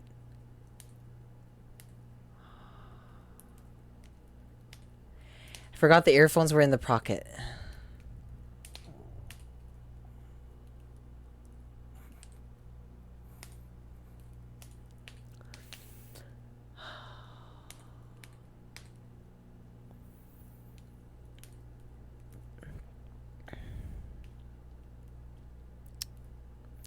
They are now in ice. Oh, in rice. Well, hopefully they're okay. What kind of earphones are they? Are they, AirPods? Are they AirPods? Don't laugh. I feel like I'm having a really bad night. I wasn't trying to... I wasn't trying to. I was trying not to laugh. I was. Stop! You're making me laugh at your you're making me laugh at you. Stop. No, I'm pretty sure they'll be fine. Like they just need to dry. Most electronics, if they get wet, just immediately put them in rice. Don't turn them on. Like if your phone gets wet, like immediately put it in rice. Do not turn it on. Turn it on like overnight, like after like a night, because usually if it's wet and then like it fires electrical signals, that's when usually things break. But if things are like wet and then they're kind of just like turned off, so there are no electrical signals like going around everywhere, it's actually still on the earphone. I can hear sounds, so it's fine. It just needs to dry. Just don't use it. Just turn it off. Like just turn it off. I think that's for best. Okay, so all right. So we've actually got 2 stories here by Lavender. All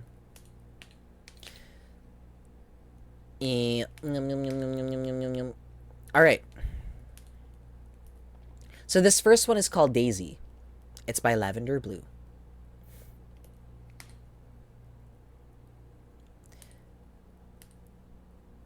His face was a face you never forget. Oh, sorry. I'm gonna try to read it as Lavender wrote it.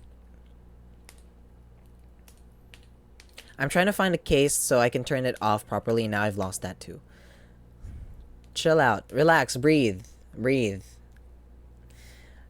I think maybe Mercury's in retrograde for like a few hours.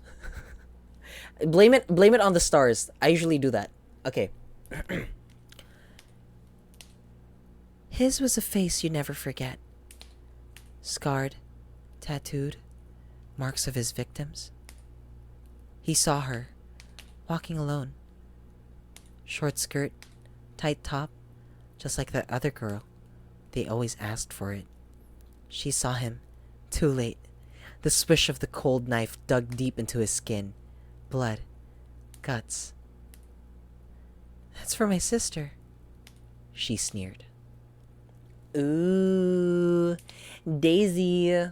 Speaking of Daisy, I love Daisy by Ash Nico. You should listen to that song. Really good. Okay. Here's another one.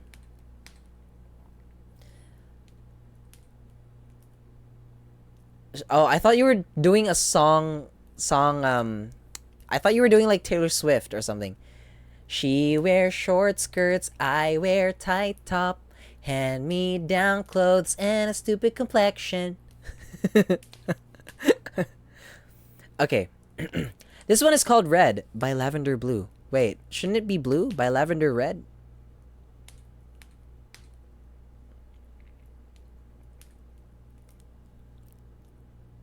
I saw her, she whispered.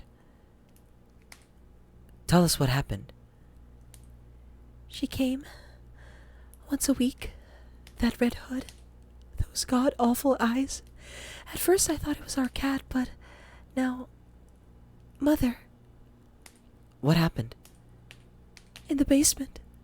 Through the windows. She always came in through the windows. The detective stared. Pity. Confusion. Ma'am, there are no windows. Only mirrors.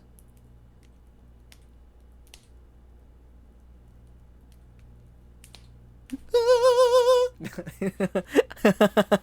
no, it's Red. Lavender's version. I was very close to misreading this. I thought it's like, ma'am, there are no windows, only minors. And I was like, what? What do you mean? Yes. The things that are horrible in this world, the things that are really scary are minors. The children. They need to be locked up. They need to be they need to be chained down.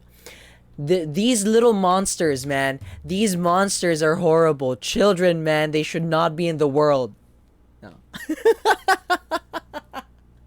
So those were 2 stories by Lavender Blue. Love those stories. Congrats. Screaming children are my pet peeve. Not gonna lie. Oh, well. Well, I love children, don't get me wrong, but children are only nice if they're other people's children. If they're my children...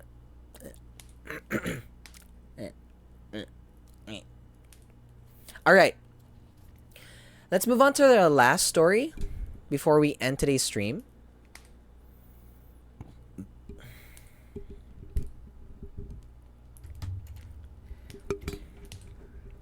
Okay. Okay. So this is called My Son Was Diagnosed with Something Far Worse Than Cancer. It's by _killblade_ and posted at R Scary Stories. I love R Scary Stories and R No Sleep. Although I haven't joined the subreddit now. Now I have joined the subreddit. There you go. Alright. Yeah. So this was written 2 years ago. Okay. And we're gonna go with this song. Now, I remember all of these songs from the Frightening Alarming Real Life Tale Show. So, if you would like to check out my podcast, it's called the Frightening Alarming Real Life Tale Show. It's a horror comedy podcast available wherever you get your podcasts. I'm pretty sure you've been watching the ads. So you know, like, I hope you guys enjoy those ads. I put a lot of effort into those, only for it to go back into the vault. Oh, thank you for the posture check, Tris. Oh, thank you for the water, Tris. All right. I mean, I did just have water, but thank you.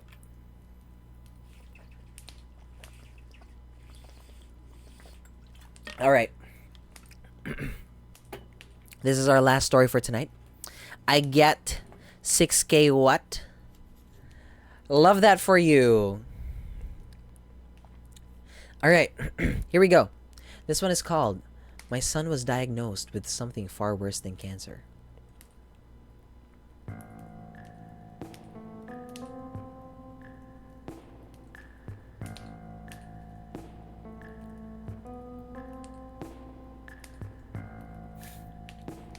Mommy, my private hurts. Wait, sorry. Let's try that again. My private hurts. My privates hurt. Okay, let's try that again. I'm sorry. All right. My son was diagnosed with something far worse than cancer. Mommy, my privates hurt. Was there a way for me to know how frightening those 4 words were at the time? Like any mother would do, I got on my knees. Let me see. My 5-year-old son pulled down his pants and showed me. As I looked, a shock of fear went through me. His testicles were red and swollen. Sorry, I'm trying not to activate the Twitch TOS with this story. I didn't know that it would entail parts. Okay. I tried not to panic and thought about what it could be. Nothing. Other than the worst case scenario came to mind.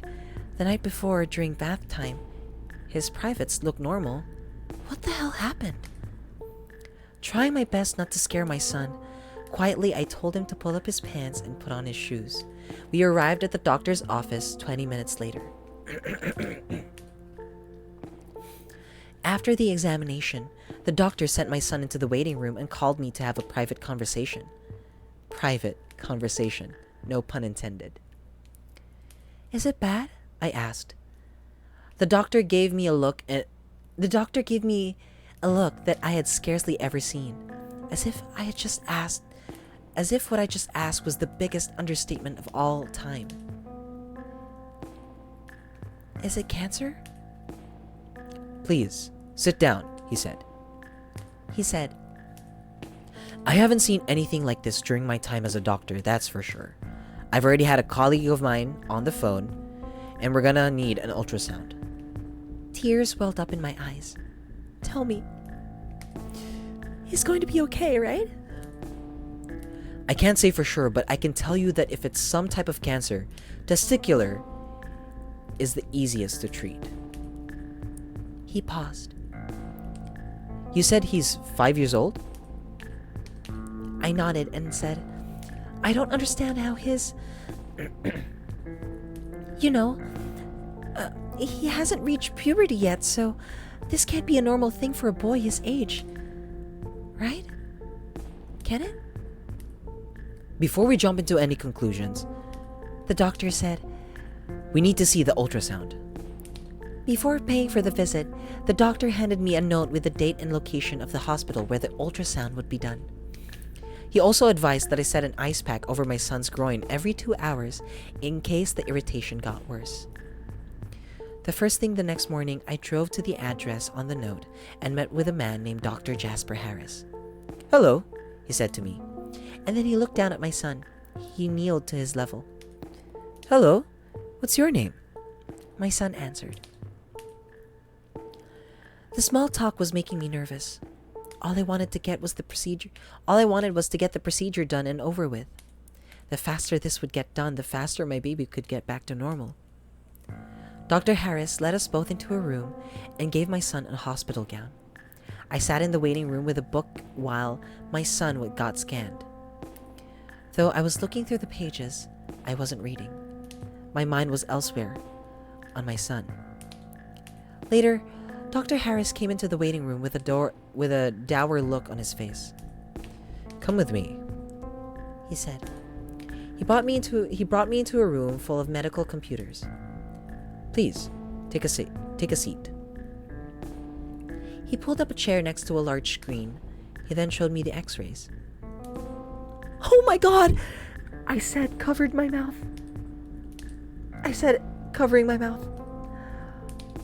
The x-rays showed 2 testicles that were larger than any you'd seen on a grown man.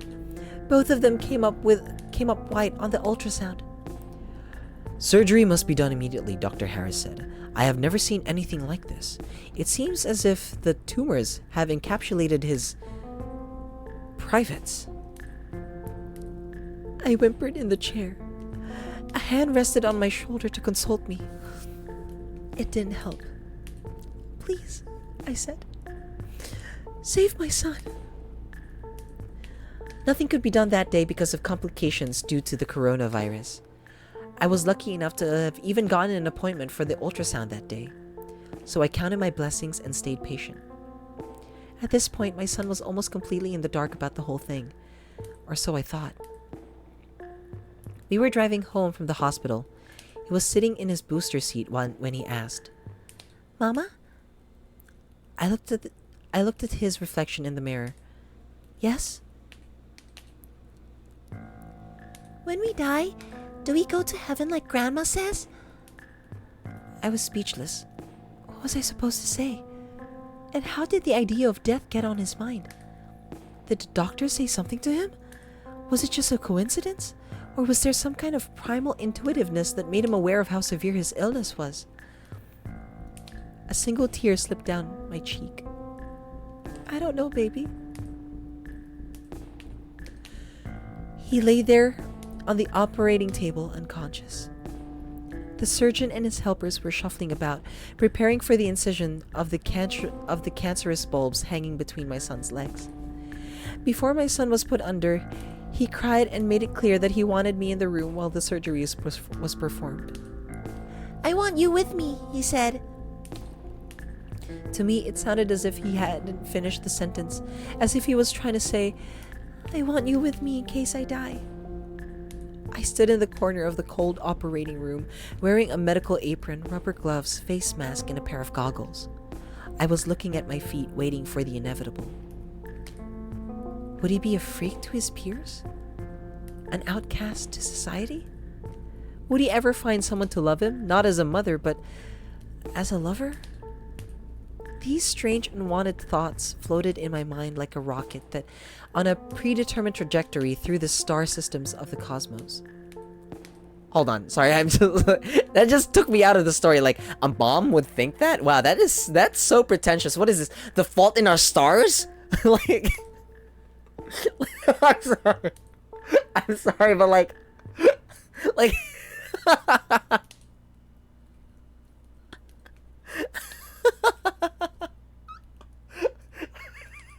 oh my god. Oh god. Like, bruh. It sounds like the mom was like thinking like, oh my god, my thoughts are going into the cosmos. Like, please. All right.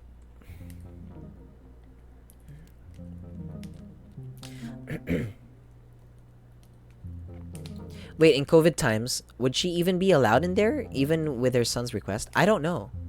Probably, maybe. I don't know. Maybe not. Probably not.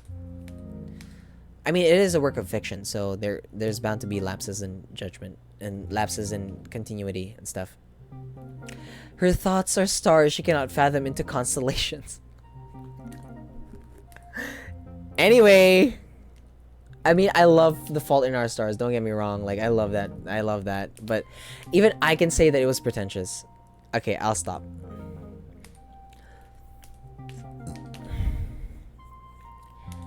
They told me not to watch if I didn't want to. I wasn't, but once I heard the scalpel cut through flesh, there was this sound. A wriggling sound. A sloppy, greasy, writhing sound.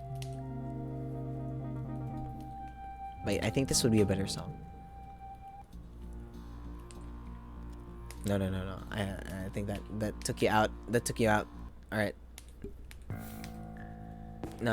Let's go with this one.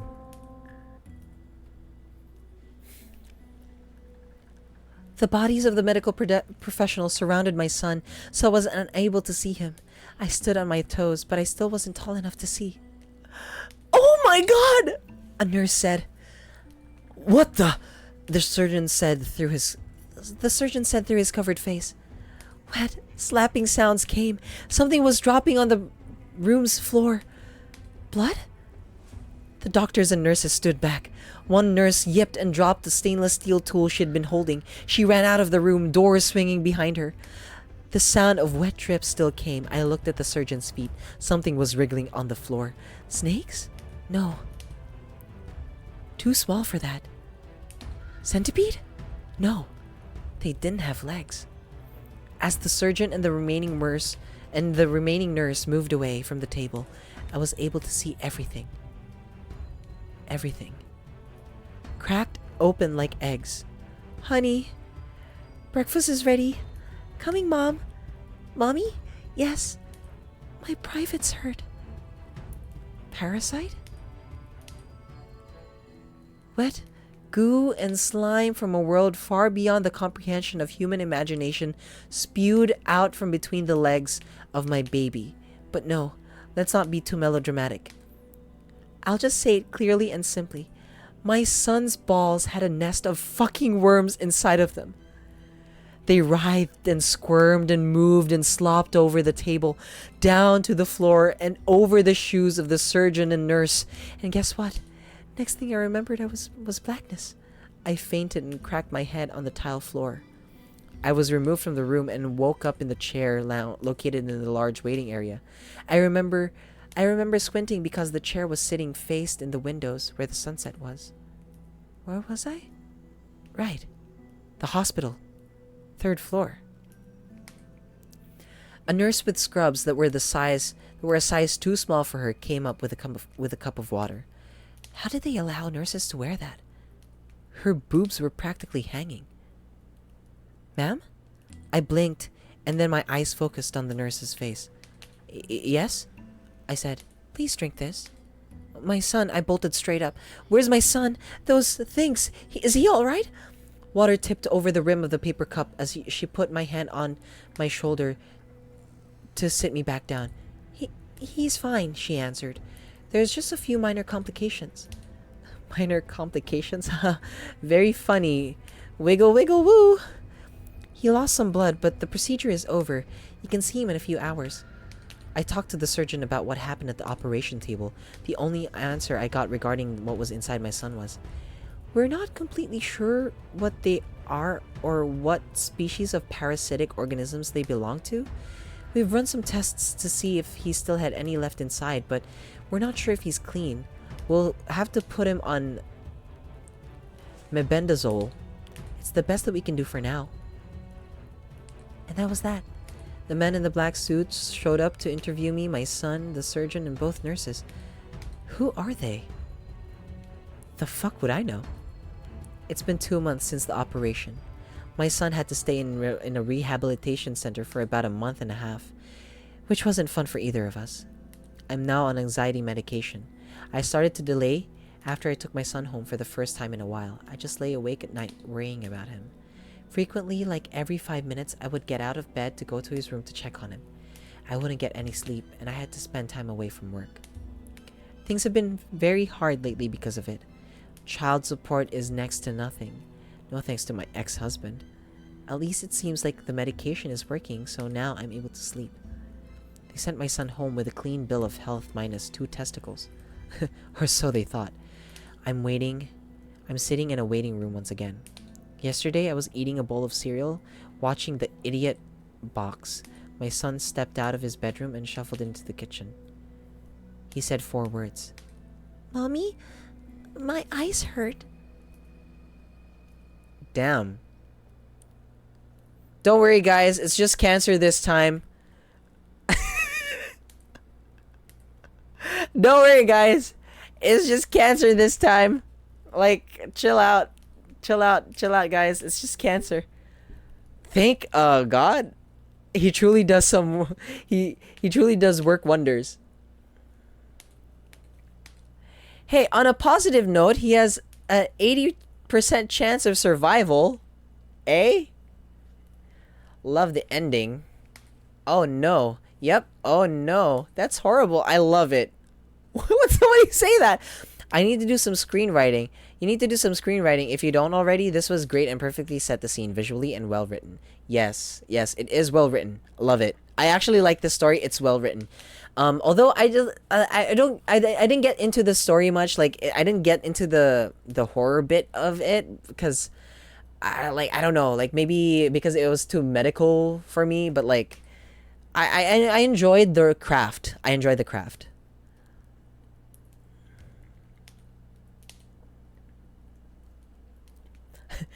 Somebody wrote, wiggle, wiggle, woo!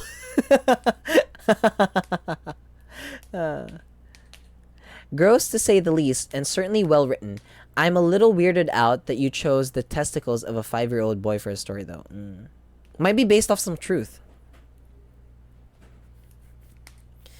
Yeah, it's a little weird. The story's a little weird, but you know, it's clear, it's well written. I would like to say that. Damn you, parasitic child! Why do you have to have parasites infecting you? Aliens. Alright. Like, children. Like, damn, you're already taking all my money and then you have the balls to have a parasite? Damn. Okay. Stop. I'll stop. Alright, you guys, that is it for today. Like, today's stream, I actually like it. So, next week, we're gonna be doing the same thing, but instead, okay, here's just a thought. Here's just a thought. We are going to be getting your favorite scary stories. So, I want you guys to send over on Discord, my Discord server, your favorite scary story, whether it's from like a fan fiction or whether it's like from like a short story that you've made, like any short story that you want me to read, we'll try to read it. So if you go over to my Discord, it's right there. The Discord link is there. If you go over to the Discord server and just submit it in general. Maybe you can submit it in general. It's fine. I'll take note of it. Can it be bad 2-sentence horror? No. Let's try to make it like legit horror stories. Like let's try to like make it scary. Like, I know you want to be funny and all that, but like let's try to be serious. Like, I want to see if I can be entertaining in terms of like sharing a scary story. Also, thank you so much, Rob, for following. Thank you. Also, welcome to the stream. Thank you so much for the follow. Yeah. So, if you would like to submit your very own scary story, you can submit it over at my Discord server. Please say hi to everybody, and then, yeah. I'll see. I can make a. I think I can make a.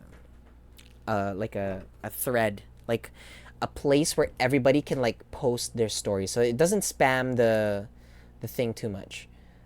The chat. Give me a second. Give me a second. Okay, I'll put it here. Hey, you guys. How do you make a thread, bruh? Oh, there you go. Create a thread. Create a thread. Submit scary. Submit your scary story for me to read. Hey guys, I'm gonna be reading scary stories over at Twitch and would appreciate it if you could submit your own. Whether it wait, new line. Whether it's something you made or something you something you would like to share, it's fine. I will read it on stream. Just some rules. Keep it a short story. Short story only, please. Short story only, please. And also, nothing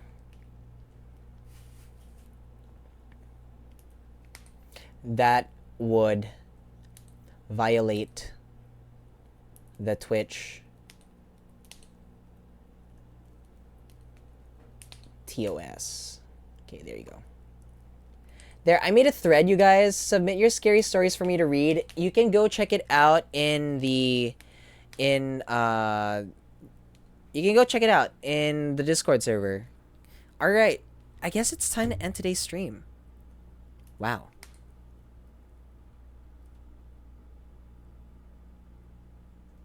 Wait, hold on. I'm thinking maybe we can raid somebody today. Do you think so? Is there are any of our friends like online?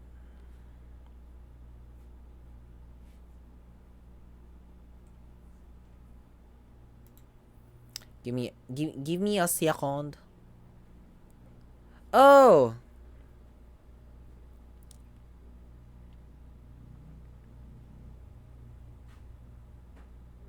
All right. It's fine. We'll end today's stream here. All right. Here we go.